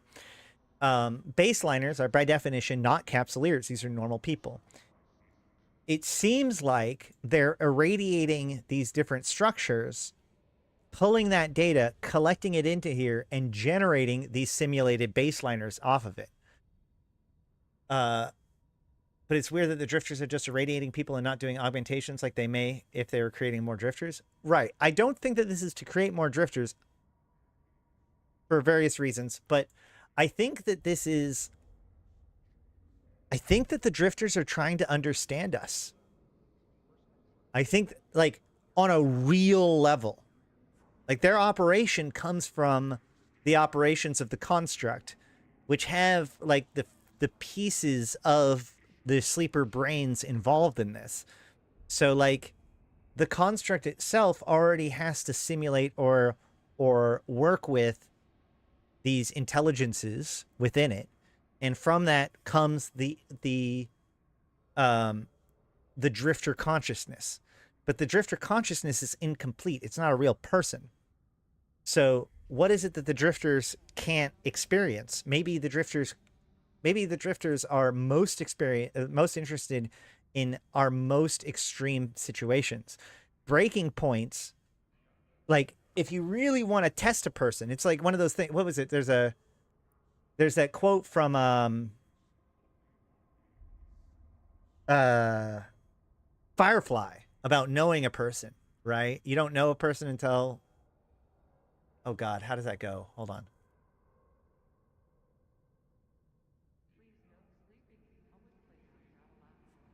Isn't that a quote?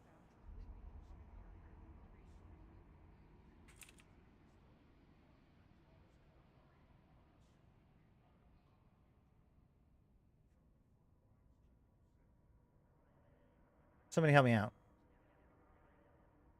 Isn't there like a whole thing about the Firefly about like when you truly know a man?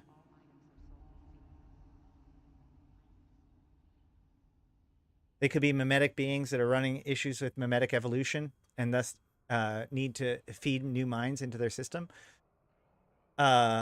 Yeah, no, there's this whole thing like when they're captured, when Mal and the other guy are captured by that other dude, and he's talking about like you never truly know a man until you've seen them at their like death.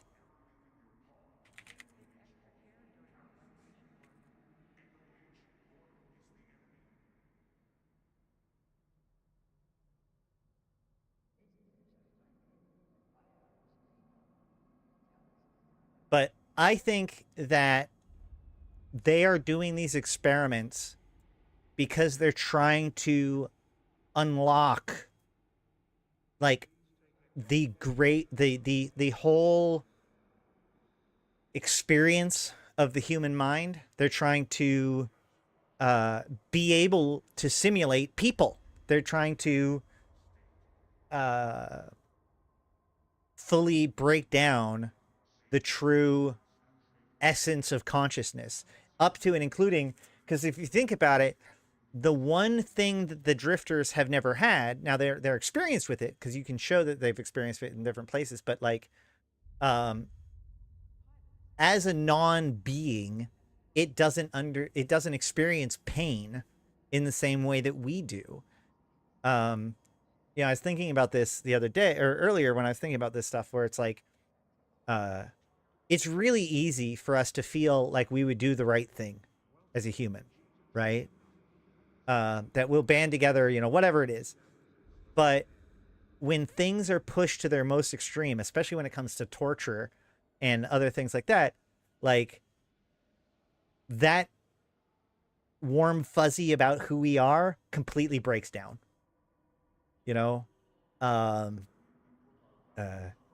Everybody thinks that they're an outstanding individual until starvation is on the line. And then you get to find out who's secretly a cannibal. So I think that the drifters are attempting to get the most extreme boundaries around human consciousness and record those for their own completeness. Now, I have another theory about this that is even worse, right? So my optimistic theory is that they're torturing us so that way they can make a better consciousness for themselves.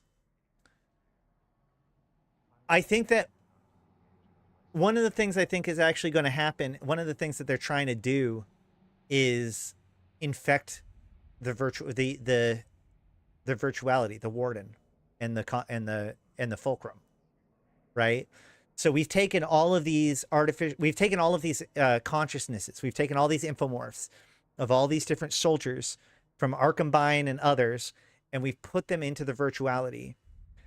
And I think that the drifters are recording a whole bunch of brainwave patterns of torture, so that way they can just broadcast that into the construct, or the fulcrum rather, in order to effectively torture the Arkhambine soldiers there inside.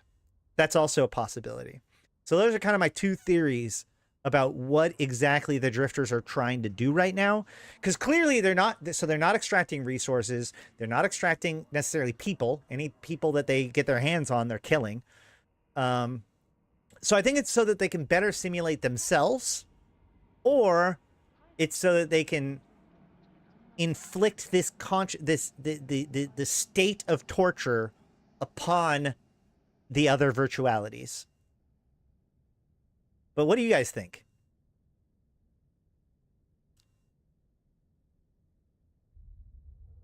Perhaps the drifters want to exit the game because we are outside. Maybe they're... So I have this, I have a set of videos called the Eve Lore Iceberg, where at the very end of it, we talk about like the craziest theories. And one of those is that we are the sleepers.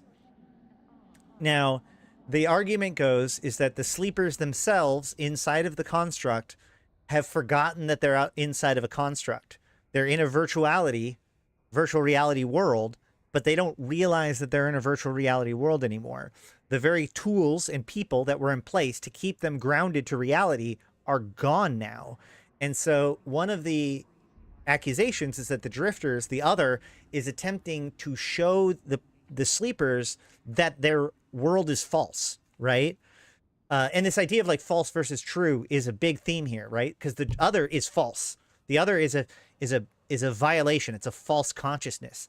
But it also recognizes that the entire construct is false. But the sleepers themselves don't recognize it anymore. So there's this theme where the drifters or the other is trying to convince the sleepers one way or another that their reality is fake.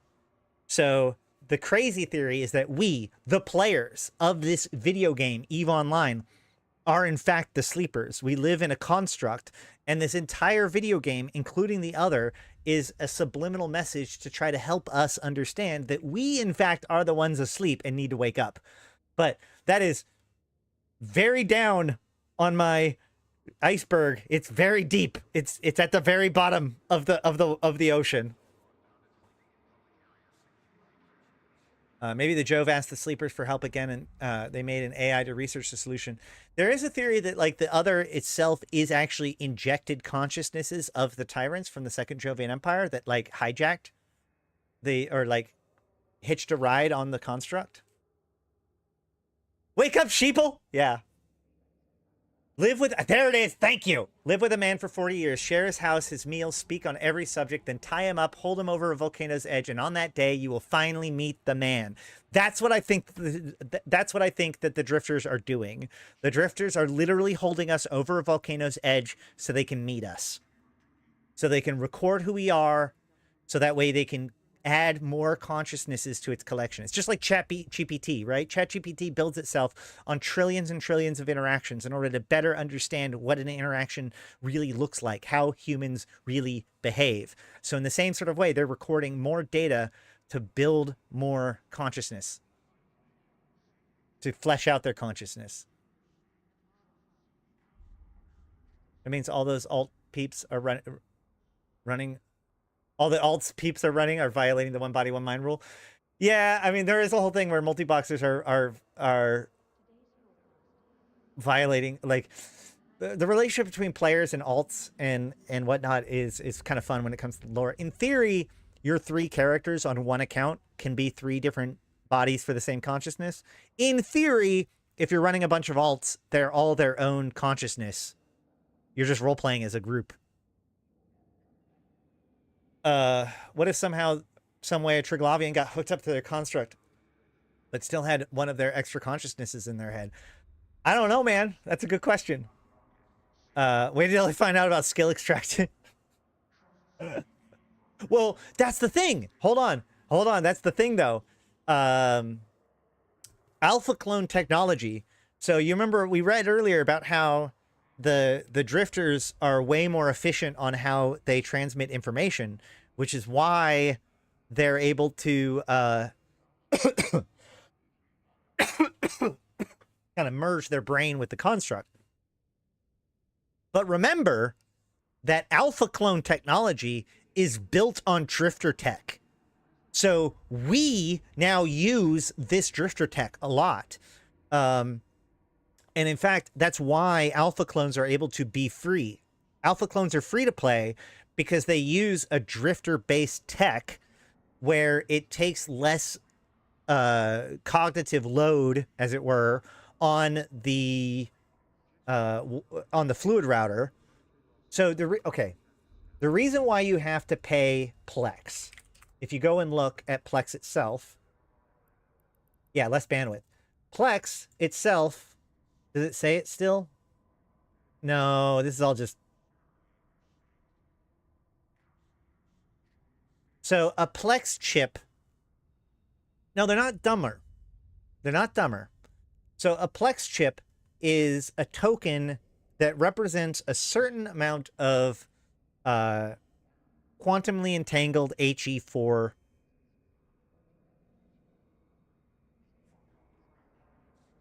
How we have drifter tech? Drifter or sleeper tech? Well, the Sisters of Eve have been studying drifter tech for quite some time. Okay, so... All right. Ooh, we've talked about this before, but we'll talk about it a little bit. So, helium-4.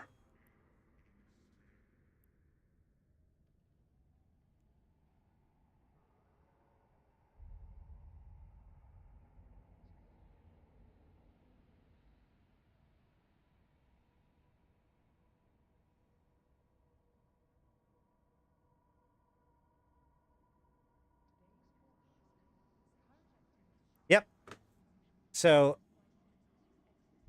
wait. Oh, wrong one. All right, so helium-4 is a stable isotope of helium. However, it has a very unique, it has a very rare property. When liquid helium-4 is cooled below 2.17 Kelvin, it becomes a superfluid with properties very different from those of ordinary fluids. For example, if superfluid helium-4 is placed on an open vessel, it will climb up the sides of the vessel, blah, blah, blah, blah, blah. The superfluid behavior is a manifestation of Bose-Einstein condensation, which occurs only in collections of bosons. So basically what a superfluid means in this case, if you bring it super cooled, then all of the individual atoms of the structure, because another thing to remember is that helium is like the simplest atom, right? It's a single proton. It's a single proton and a single proton, single neutron, single electron in theory, right? But if you have, so this specific isotope, if I remember correctly, means it doesn't have a neutron. The practical upshot is that it's effectively just a boson, which if you cool them all at the same time, it quantumly locks all of those things together. Like if you imagine, man, there's a good video about this, but obviously I don't have that prepped at all. It is with electron spins. Did you mention the potential hidden structure shown in the simulated images? I saw one trying to outline it in the Artaka research channel. Go ahead and DM me. Am I wrong? Yeah, you're right. Wait. You're right. Nope. You're right. Helium is 2 protons. Hydrogen is 1 proton. Thank you. But regardless, look, I'm not a physicist, okay? My friend is, but I'm not. But the short of it is that if you think about it as, like when you bring, so every atom has different energy states, right? And so if you bring everything down to supercooled when it comes to helium-4, effectively all of the atoms kind of go down to their lowest state, and they're all on that lowest rung together, chained together. And because they're all there together, moving one up a state or changing their state actually influences the whole band. It's like they're locked in together, so they resist being moved out from that stable lower state. But what's weird is that interaction between those atoms continues to work even after they've been split apart physically. And so those individual atoms in that supercooled, superfluid state are effectively quantumly entangled with one another, to the point where even if you've separated them by thousands of light years, modifying one of the atoms from that collection can be recordable as a state change from the other atoms within that. And there's a huge article on Eve about how they turn that into a communication system. But that's the whole point. They use quantum entangled helium-4, supercooled helium-4, in order to, and so spooky action at a distance. So they take a cluster of these atoms and they make modifications to it. And then on the other side, they can read those modifications. And from that, from those differences in measurements, they can communicate messages, right? And so that is how the fluid router works. Each Stargate has some quantum entangled helium-4 that is paired with the other Stargate that it's connected to. So that way those two Stargates can talk to each other. You can read in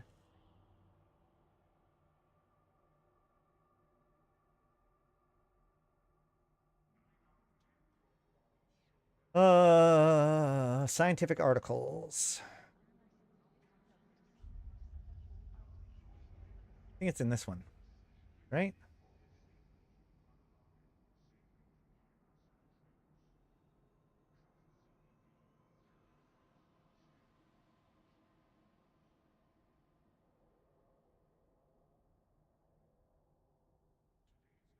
Well, either way, the point is that like the two stargates have to communicate with each other, so that way they know when to form when to work together to form the black hole or the wormhole that connects the two of them. Okay. There is actually a better here, Stargate technology. Here we go. Here we go. So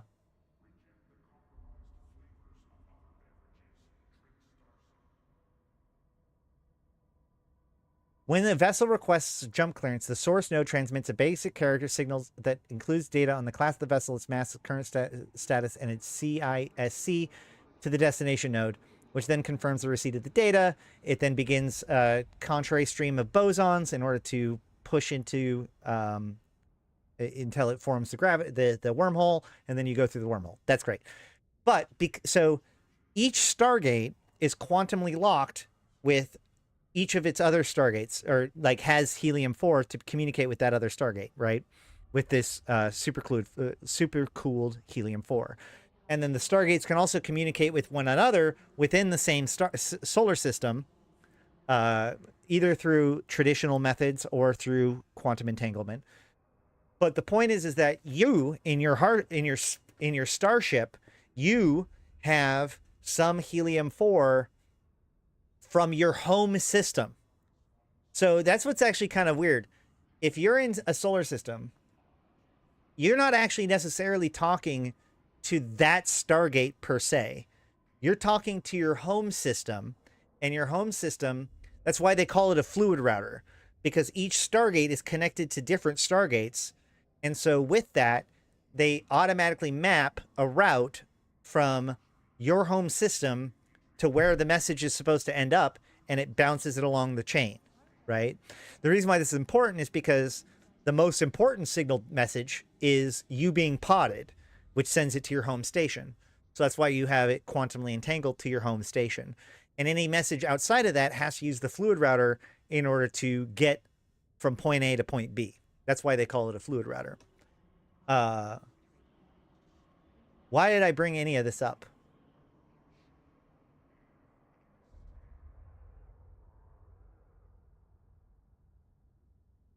Oh, right. So Plex. Plex itself is actually a chip that represents a certain amount of quantumly entangled helium-4. The reason why this is important is because, you know, with the way that quantum entanglement works, doing a reading on it destroys that quantum entanglement. So a certain amount of, so you have to spend a bunch of energy supercooling this fluid and then distributing it to different places in order for it to work. And this needs to be renewed. You know, you need places to build the quantum entangled hydrogen-4 and then distribute it and all that stuff.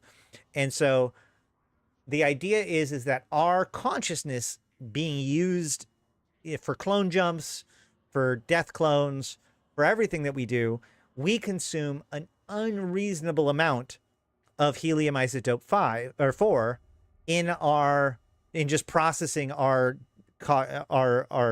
communications and our cloning. So the Plex that we pay is effectively us paying into the system. You're saying, you know, this is, you're providing chips of helium isotope 4 in order to pay for the additional load that your brain has on the system. So because alpha clones are significantly more efficient in how they send data, because they're built off of drifter clone tech, they made it so that we don't need to subsidize the fluid router system to use the alpha clone version of the tech. So while the brain is simpler, it's a cheaper, not necessarily cheaper, but the whole point of it is that like it's a more standardized system. It only allows for a certain amount of information to be accessible. That's why we have alpha clone skills, and the limits on alpha clone technology is just because you know, as in order to make it as efficient as possible, it's only allowed to utilize a certain subset of essential functions within the Infomorphs collective whole. However, if you're put into a different body with different hardware running, you have access to all of it, right? And so Alpha Clone Tech is a much more efficient, cheaper version, does not require as much to run because of that, and so does not require us to pay Plex in order to operate.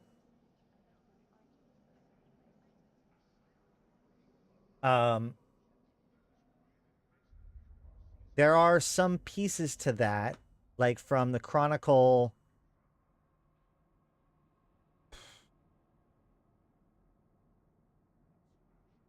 I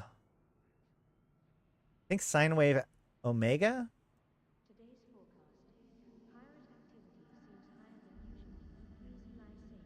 Yeah. So the whole thing about drifter tech, like the entire Alpha Clone technology being based on drifter tech was talked about, is like exposed through sine wave alpha and sine wave omega.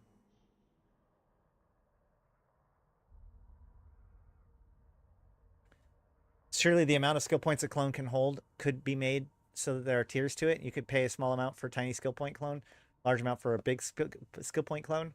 Call them clone grades. Ha ha ha ha. Is it Mithras Gate? I thought there were.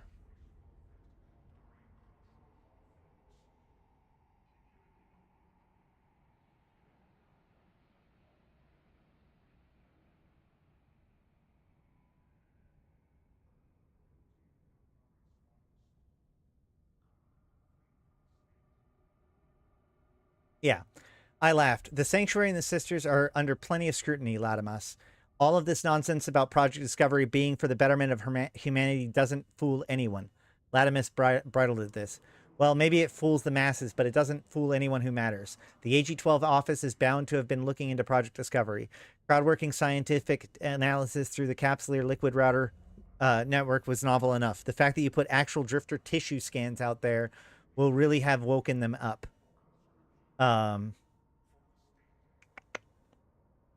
So, and then also, let's see, when was this? YC118.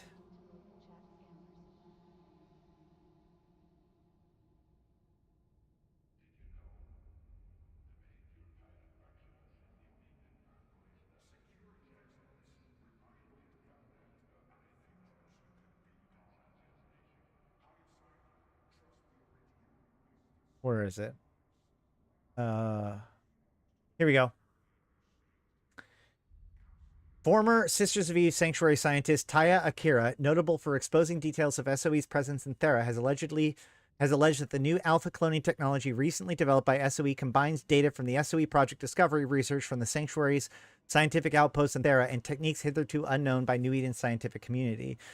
Speaking exclusively to the scope from a secure location in the Iring system, Taya Akira warned that the Sanctuary's research in Thera included exploration of, quote, profoundly dangerous remnants of technologies touching in neurocybernetic adaptation and artificial intelligence, end quote.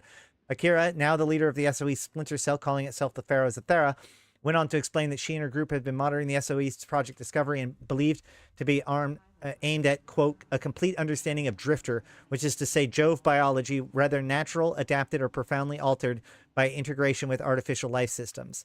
Akira's starkest warning came with her claim that the combination of Thera research with Project Discovery findings is dangerous in its own right, but sources within the sanctuaries told me that a new technique has been added to the mix that has unlocked a new cloning technology that the sisters have given to the core empires. Asked to explain the danger, Akira would only say this: Anoikis, Thera, and the Drifters are dangerous beyond any threat you can imagine. All humanity must be aware of the danger and not blindly fall into the trap of our own making. The Sanctuary and Sisters of Eve leadership issued a brief comment on the claims that when approached. Our former sister, Taya Akira, was a brilliant scientist, and tragic events that took place in Thera during YC116 took a great toll on her, physically, and we feel sure emotionally. We would be willing to welcome her back and help her to recover that terrible experience. Nevertheless, with all respect for Taya, we must reject the claims of her danger involving our hugely successful Project Discovery efforts, and most certainly with regards to new cloning technology that is vital to the ongoing defense of humanity during the Drifter crisis. And then let's remember, or let's also point out that at the end of Sine Wave Omega, we have what happened to Sister Taya.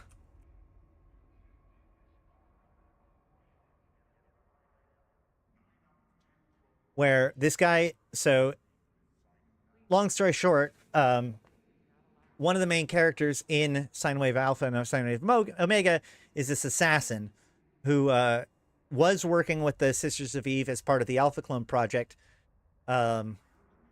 actively attempted to thwart Concord's ability to keep track of it with AG-12 prior to its release. And then now, a year later, tracking down the head of the Sisters of Eve that was working on that project, Latimus. So, tracking down Latimus took far longer than I would have liked in the end. Wisely, she remained within the protection of the Sanctuary while the Sisters still controlled Project Discovery. Had she remained under their umbrella, getting to her and replacing her would have been a complicated matter. Latimus had caused further difficulties with her damn Project Discovery memorial, but it seemed that she couldn't let things rest there. My patience was rewarded when she bolted from cover and led me to an entirely unexpected encounter. The small settlement at the outskirts of Concord City has been set up to take advantage of the local geothermal vents. It was simply a series of dwellings and technical shops supporting the many geothermal power arrays scattered around the east area of Concord City. At the very edge of the settlement, near the closest of the power arrays, there was a small 2-level lab. A few minutes before, Latimus had entered it. I and a couple of Anakori's thugs with me, as far as they were concerned, this was all part of their planned strike against Concord. I certainly wasn't going to tell them that what I had told Anakori. He and his group had proved very useful in the last few years, even if our largest operation to date hadn't yielded optimal results.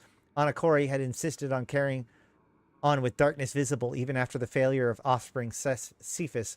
I allowed it, but suggested a more symbolic date for the strike. Our camera drones had detected nothing in the ways of defenses or threats to us, so we approached the dwelling rather straightforwardly after jamming all communications and fooling the rather simple surveillance devices attached to the hab. Thermal images indicated the presence of Latimus and one other female on the top floor of the dwelling. One of my accomplices circled around to the rear of the hab, and I paused at the front entry while the rear was secured. Entry was simplicity itself. Anakori's man was well practiced in the art of electronic lockpicking. The pair of us met the other on the floor of the stairwell leading up to the upper floor. Stay here. Make sure we're not disturbed, I said to the second man. I looked at the man I'd entered with. Let's go and introduce ourselves to the ladies upstairs, shall we? To say that Latimus was surprised would be an understatement. She actually collapsed with fright. I was a little disappointed, but she'd definitely seen my face, so that was something. The other person was a real find, though. Sister Taya Akira. Well, well, well. What a pleasure it is to make your acquaintance at last. You may not know me, but I be sure, know you. What the hell are you? Get out of here before I call the police, Sister Taya, said Sister Taya. She was clearly terrified, but I give her credit for holding up under the shock better than the absurd Latimus. Come now. You know things have gone beyond the law when my being your ally. You know that things have gone beyond the law being your ally, my dear. Best you come with us before Best you come with us, but before that, let's deal with Latimus. I motioned to Anakori's men. Remove that trash. When Anakori's men drew his plasma pistol and reduced Latimus to char in one smooth motion, several things happened. The first was that Taya Akira screamed, turned and stepped towards the window, which made me smile as I knew it didn't open, and that it was made of a thin layer of cheap but very tough crystalline carbonide. The second thing that happened was that my own camera drones of network alerted me to a rapidly approaching threat profile, and I threw myself back out of the room and into what little cover I could find. The third was that both my companions shouted, "Incoming!" as the rather less sophisticated camera drones were entirely neutralized by this new threat. By this time, I had activated my trump card, a combination personal shield and cloaking device.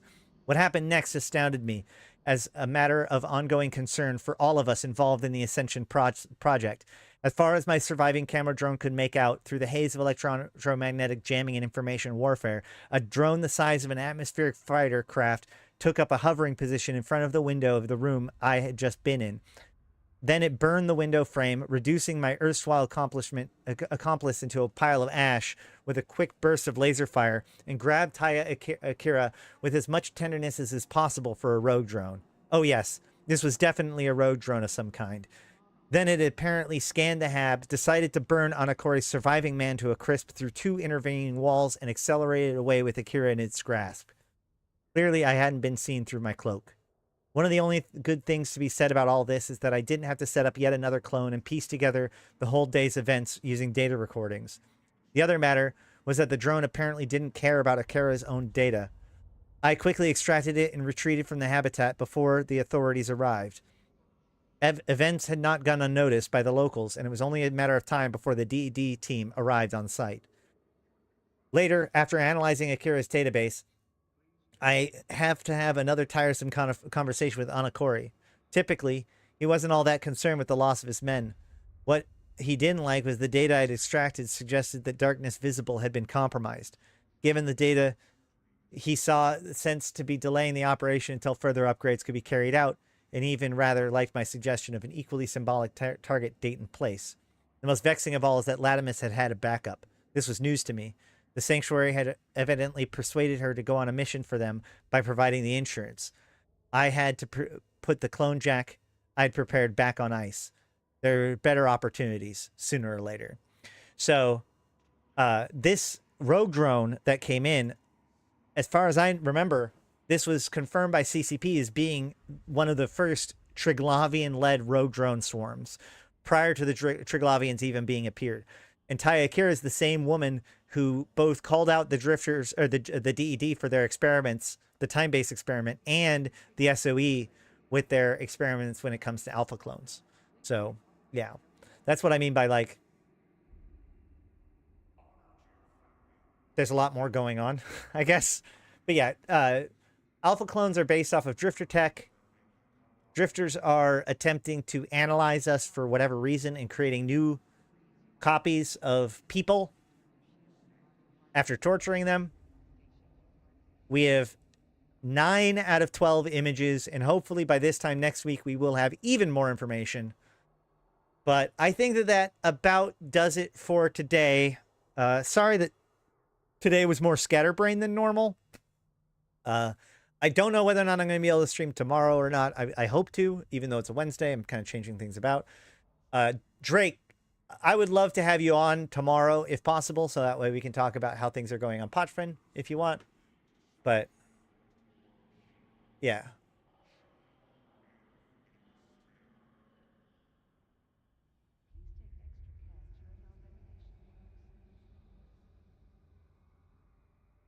Potential hidden structure shown in the simulated images. Let me go look at what it is that you're talking about. Did I miss something? Did I miss something?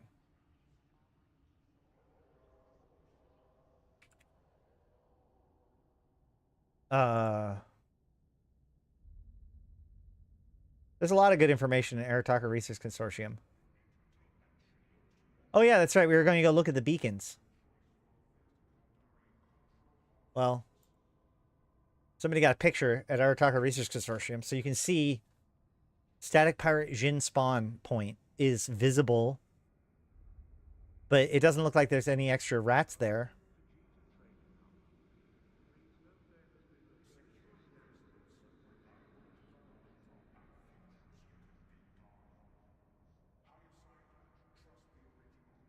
It does not take damage.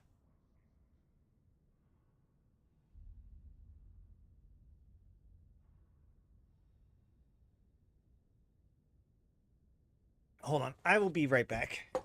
I might wrap things up when I get back, but I need to go pee real quick and then we'll talk. I don't want the fact that I need to go pee really bad to factor in my decision to keep streaming or not. I'll be right back.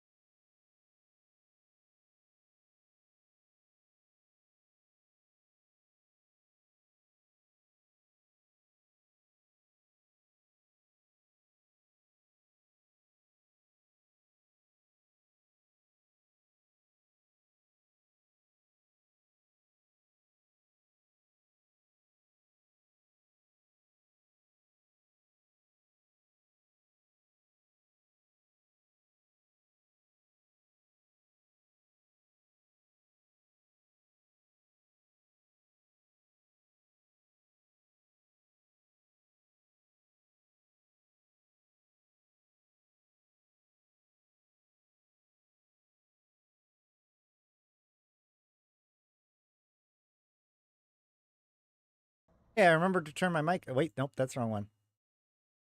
Oh, I never muted the right one. Sweet.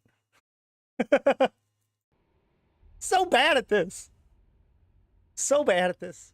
Okay. Are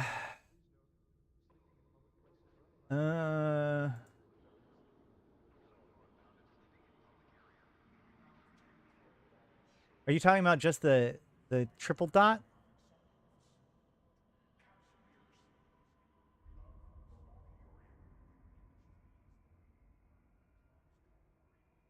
Where? What are we talking about?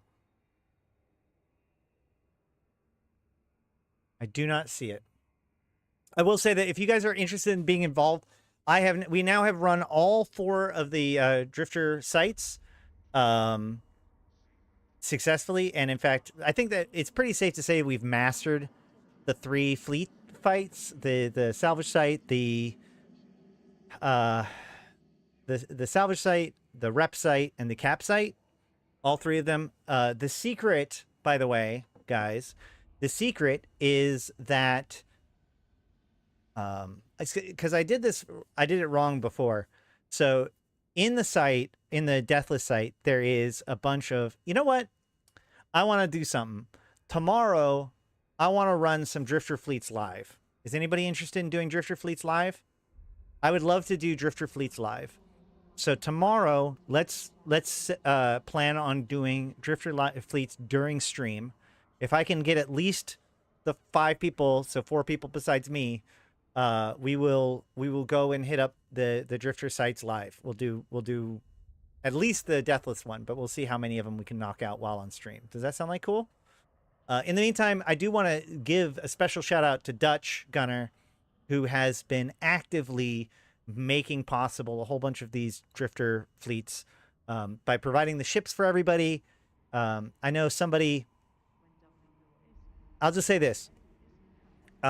Somebody, a very kind person, donated a bunch of ISK to Dutch, and he responded by spending a bunch of that ISK to get an entire extra setup, including Bowhead, so that way he can just park all the ships necessary to do the invasion or the crisis systems in the correct system and just hand them out to people.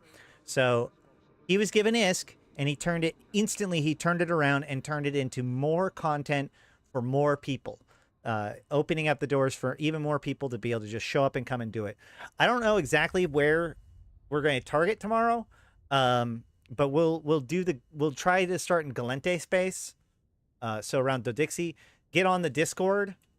We'll talk about it. We'll be setting it up tomorrow. Things change too quickly in Eve right now for me to be able to tell you where it's going to be the important place tomorrow. But if you hop on the Discord, we'll begin coordinating it. Yes, this is like, even if you are a brand new person, if you don't have the skills, we can get you involved with a blank clone. So you can just like make a brand new character with a million free SP and get into it. But really, like, if you can fly a Tech 1 Augurer, then you're good to go. So, you know, Amar Cruiser, remote armor repair, remote capacitor transfer, and that's basically it.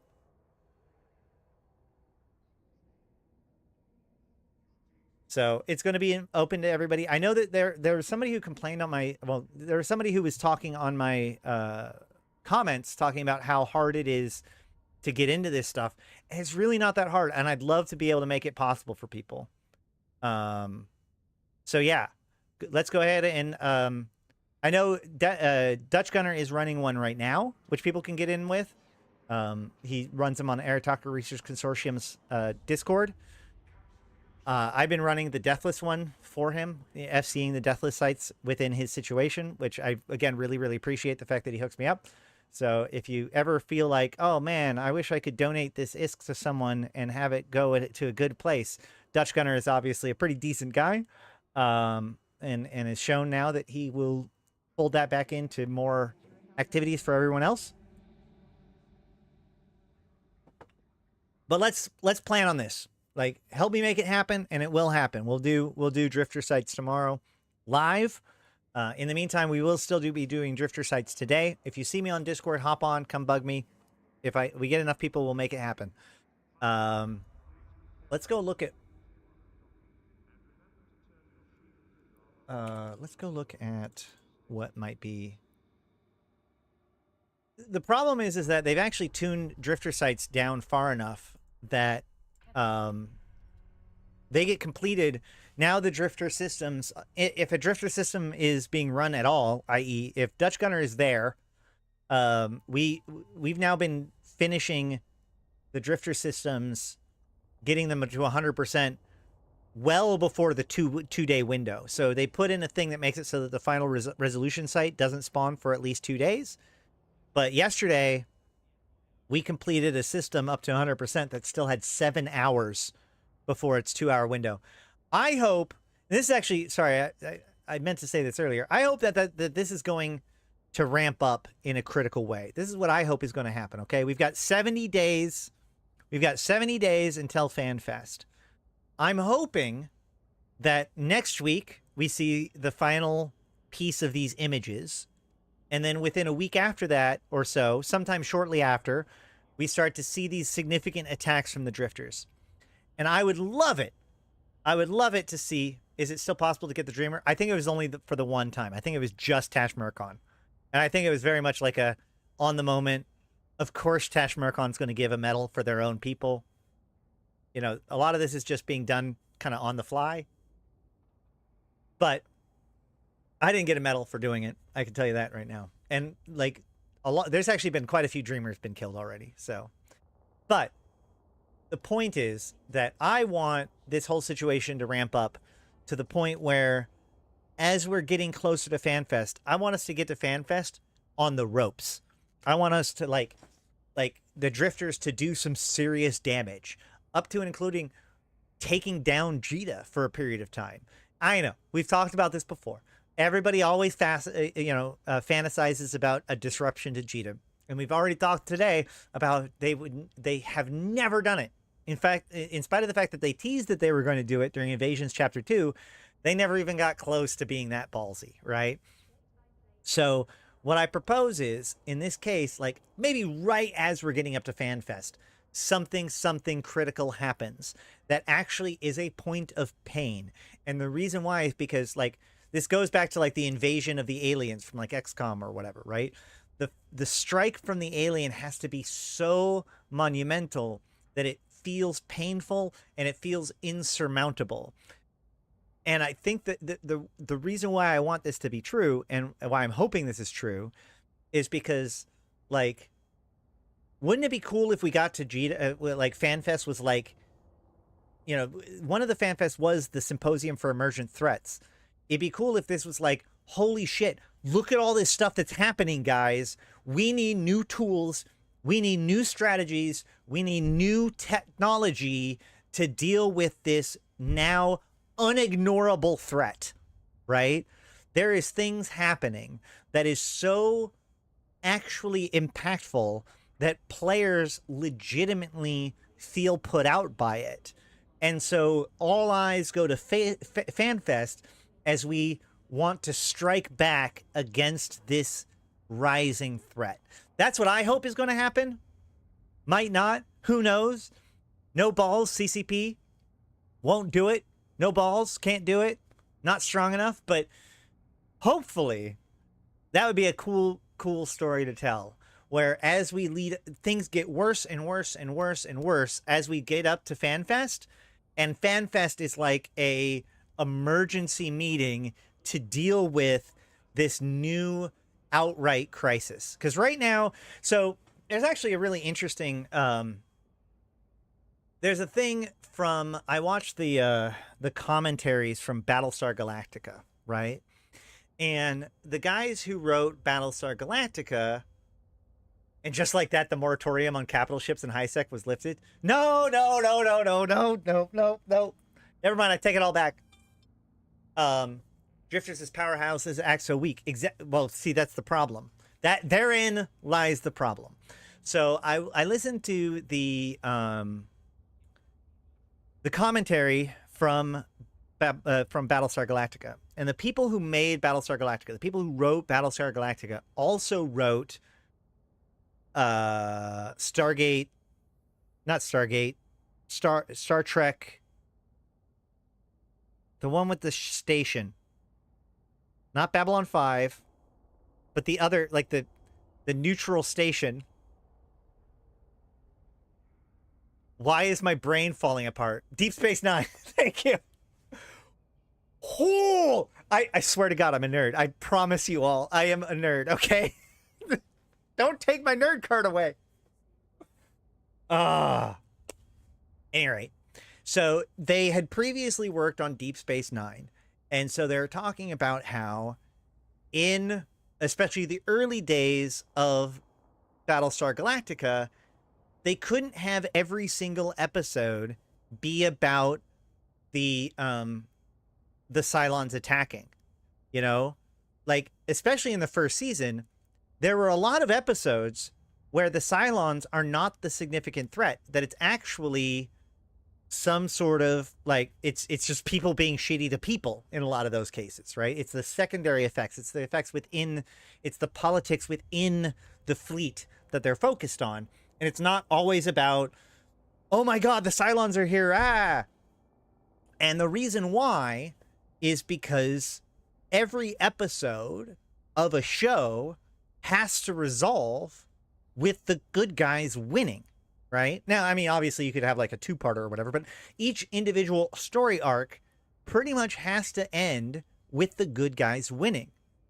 And so the problem that they ran into in Deep Space Nine, they introduce the Borg, right? And the Borg is supposed to be this ultimate alpha villain, right?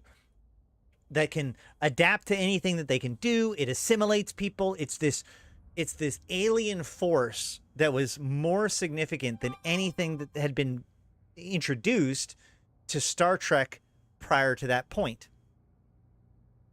Yeah, okay, hold on. Yes, the Borg were introduced in The Next Generation, but they became a principal villain in...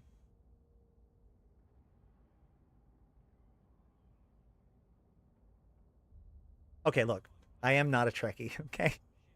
Am I not remembering this correctly? Hold on. Hold on. Was it Voyager that he's talking about? Hold on.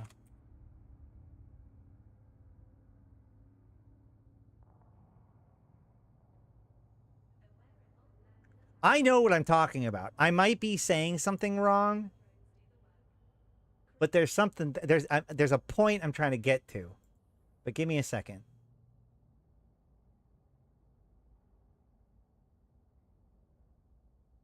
It was Ronald D. Moore. It was, wait. He talked about Deep Space Nine. Maybe he was talking about Voyager. Maybe he was talking about Voyager in that segment. I don't know. Look. No, it's Ronald D. Moore, right? Ronald, what is his name? Yeah, Ronald D. Moore is the writer that I'm talking about. Either way, the entire point was, fuck, was it Dominion? Whatever. The point was that they had this villain. I thought he said it was the Borg. Now I'm going to have to go re-listen to all of this shit from like a decade ago. 2 decades ago. The point was that they had this ultimate enemy, but like so many of the episodes were surrounding around this enemy. It's like, oh, they have this omnipotent, manipulate, like able to adapt, blah, blah, blah enemy, this ultimate authority, this ultimate threat. And yet every single time it presents itself, it gets beaten. At a certain point, that ultimate threat no longer feels very scary because they're successfully beaten as frequently as they were. So I'm pretty sure he was talking about the Borg. He might have been talking about something else, but the point is that this idea of like when they did Battlestar Galactica, they didn't want to make every single episode about the Cylons, because they wanted the Cylons to remain this shadowy, unbeatable force. And every single time the Cylons present themselves, they must be beaten for the purposes of the story, right? For the purposes of there's still to be a show the next week. The forces must be beaten. So every time the Cylons try to do something, it's always like some side tangent. It's never their full force. It's never their full capacity, because that way they can remain this alien threat. And so in the same way, like, I think that the drifters especially have run into this problem where we have these images of the drifters attacking the four empires, but like, are we really scared of it? Like, think about it. If I show you this picture, if I just started today's stream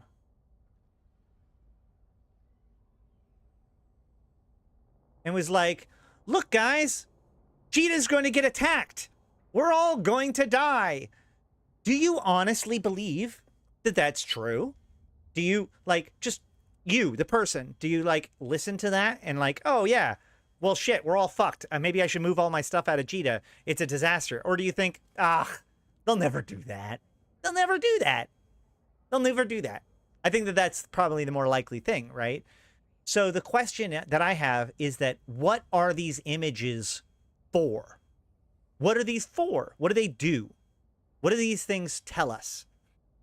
What is the point of hyping up these attacks for 4 weeks if it doesn't go anywhere, right? It's kind of like the Warden, right? We see all of these maps appear of the Warden. Slowly, we piece together this stuff. We find out that they're going after the Warden. We're all fucking looking at every little minute detail to try to figure out whether or not there's something there. We're all trying to figure out what 999 means. And it all results in a week of content farming in 4 different systems in which people were able to get Drifter Officer mods. And then it was over. We won. What was the point of all of that hype? What threat is there? I think that CCP needs to put another, like, there needs to be some teeth to this threat. Chekhov's gun. Yeah. Yeah, we need to have a reason why this is actually concerning. Because as of right now, I'm not really worried about Galente Prime or Mimitar Prime, or I mean, I guess Pator or Jita or an unknown Stargate that doesn't seem to really exist. I don't know what the drifters are doing, but every time the drifters show up, we just beat them. I think that in order for this crisis to really set home, we need a good, significant loss. We need to feel on the back foot. We need to feel like things are going wrong. That way, at FanFest, we can rally and, like, fight back against this threat. That's just what I think. Wait, which one? Hold on. Didn't the main CCP employee that worked on the drifters leave recently? Wait, CCP Demiurge didn't leave recently?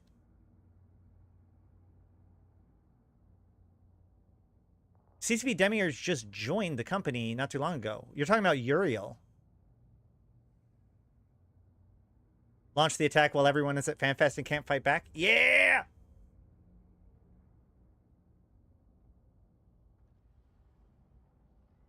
Wait, yeah, CCP Demiurge is... Uriel, last I... Dutch Gunner can correct me, but I am 99% sure that Uriel is still at the company.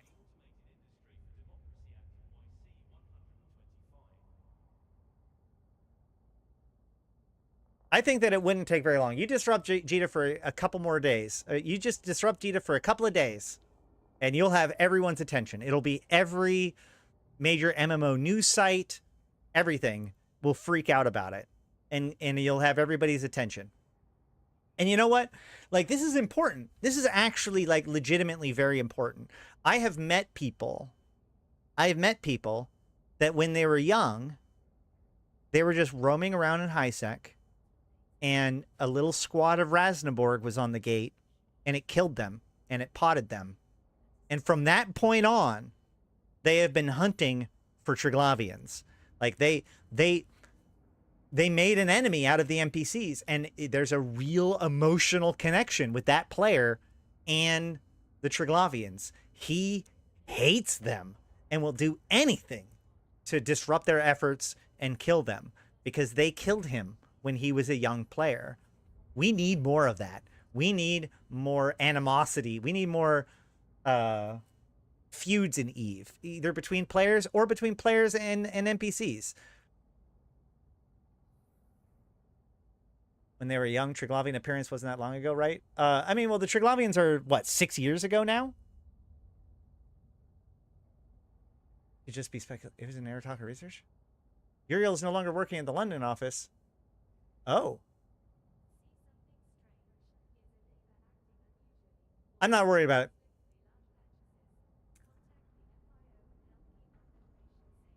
He wasn't with the company, like, he's a relatively newer person at the company anyways.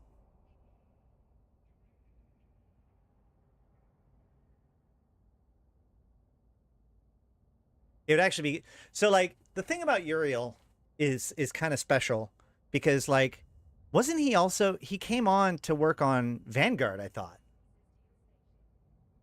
Hell, I'm moving my Corvettes out of Jita. That's right. Everybody moved to Dodixie. Dodixie is the new big trade hub. Make Dodixie great again.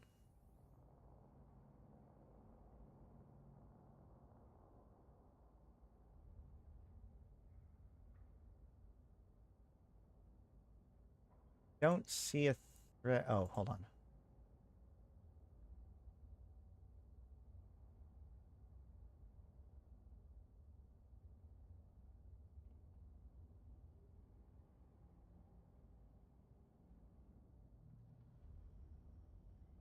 Huh.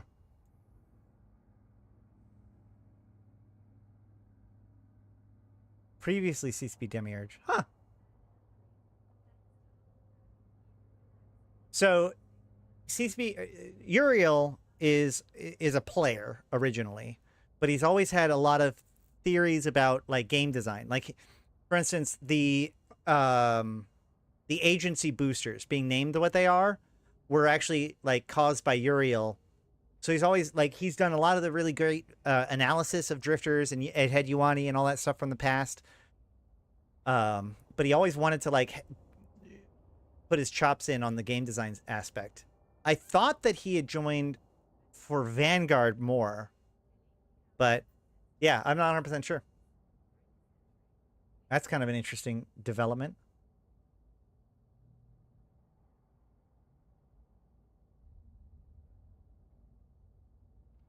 Thanks for that information. But, so yeah, so tomorrow we're going to do some live drifter sites, hopefully. But that should about do it for today. Did I miss anything else? Is there anything else important? I was going to do turret stuff today. I keep on putting that off. But I think that we all know, having watched the stream today, that if I had tried to do something actually organized and structured, I would have failed completely, and then we would all be sad. So I appreciate your understanding.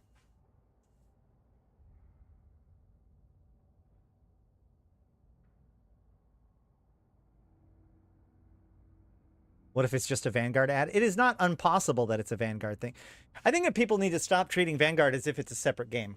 Either way, I have been Asherothi. I've been playing this game since 2010, talking about it since 2012, and I'm here to put Eve into context for you, my fellow Empyreans. Thank you guys so much for coming, hanging out, and contributing the information, especially those of you who have been chatting today, and Casual Mark for your super chat, and Punch for your membership. You guys have been the best and making this possible. Let me know in the comments below, is there... Like, I've been meaning... So, one of the things I want to do... I have a video called the Eve Lore Speedrun, any %, which I recommend you watch. But I might... I think I need to do a follow-up where it's like, who are the Deathless? Who is the Deathless? Who are the Drifters? All that kind of stuff. So, here's my question, actually, for people. You guys are here.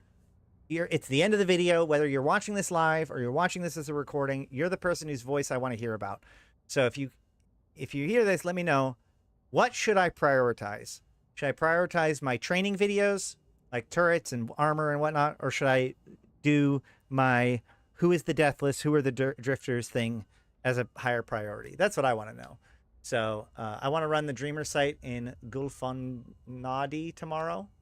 Well, we'll see if that one works out. The problem with running the Dreamer site live is that means that's the end of it. So, yeah. All right, I've been Ashrothi, the voice of New Eden. Until next time, I'll see you in space. See you on get on comms, man. Come bug me. Let's go do Eve stuff. We're recruiting.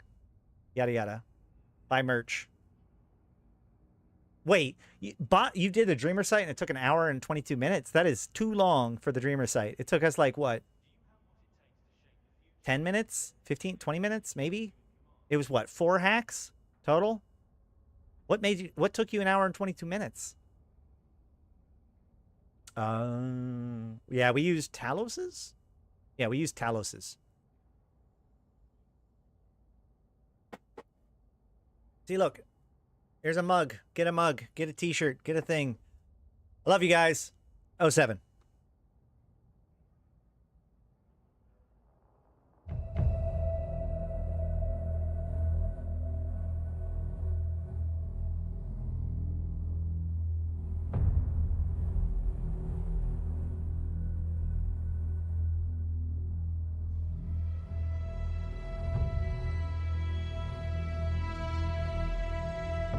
Bring on the wrecking machine.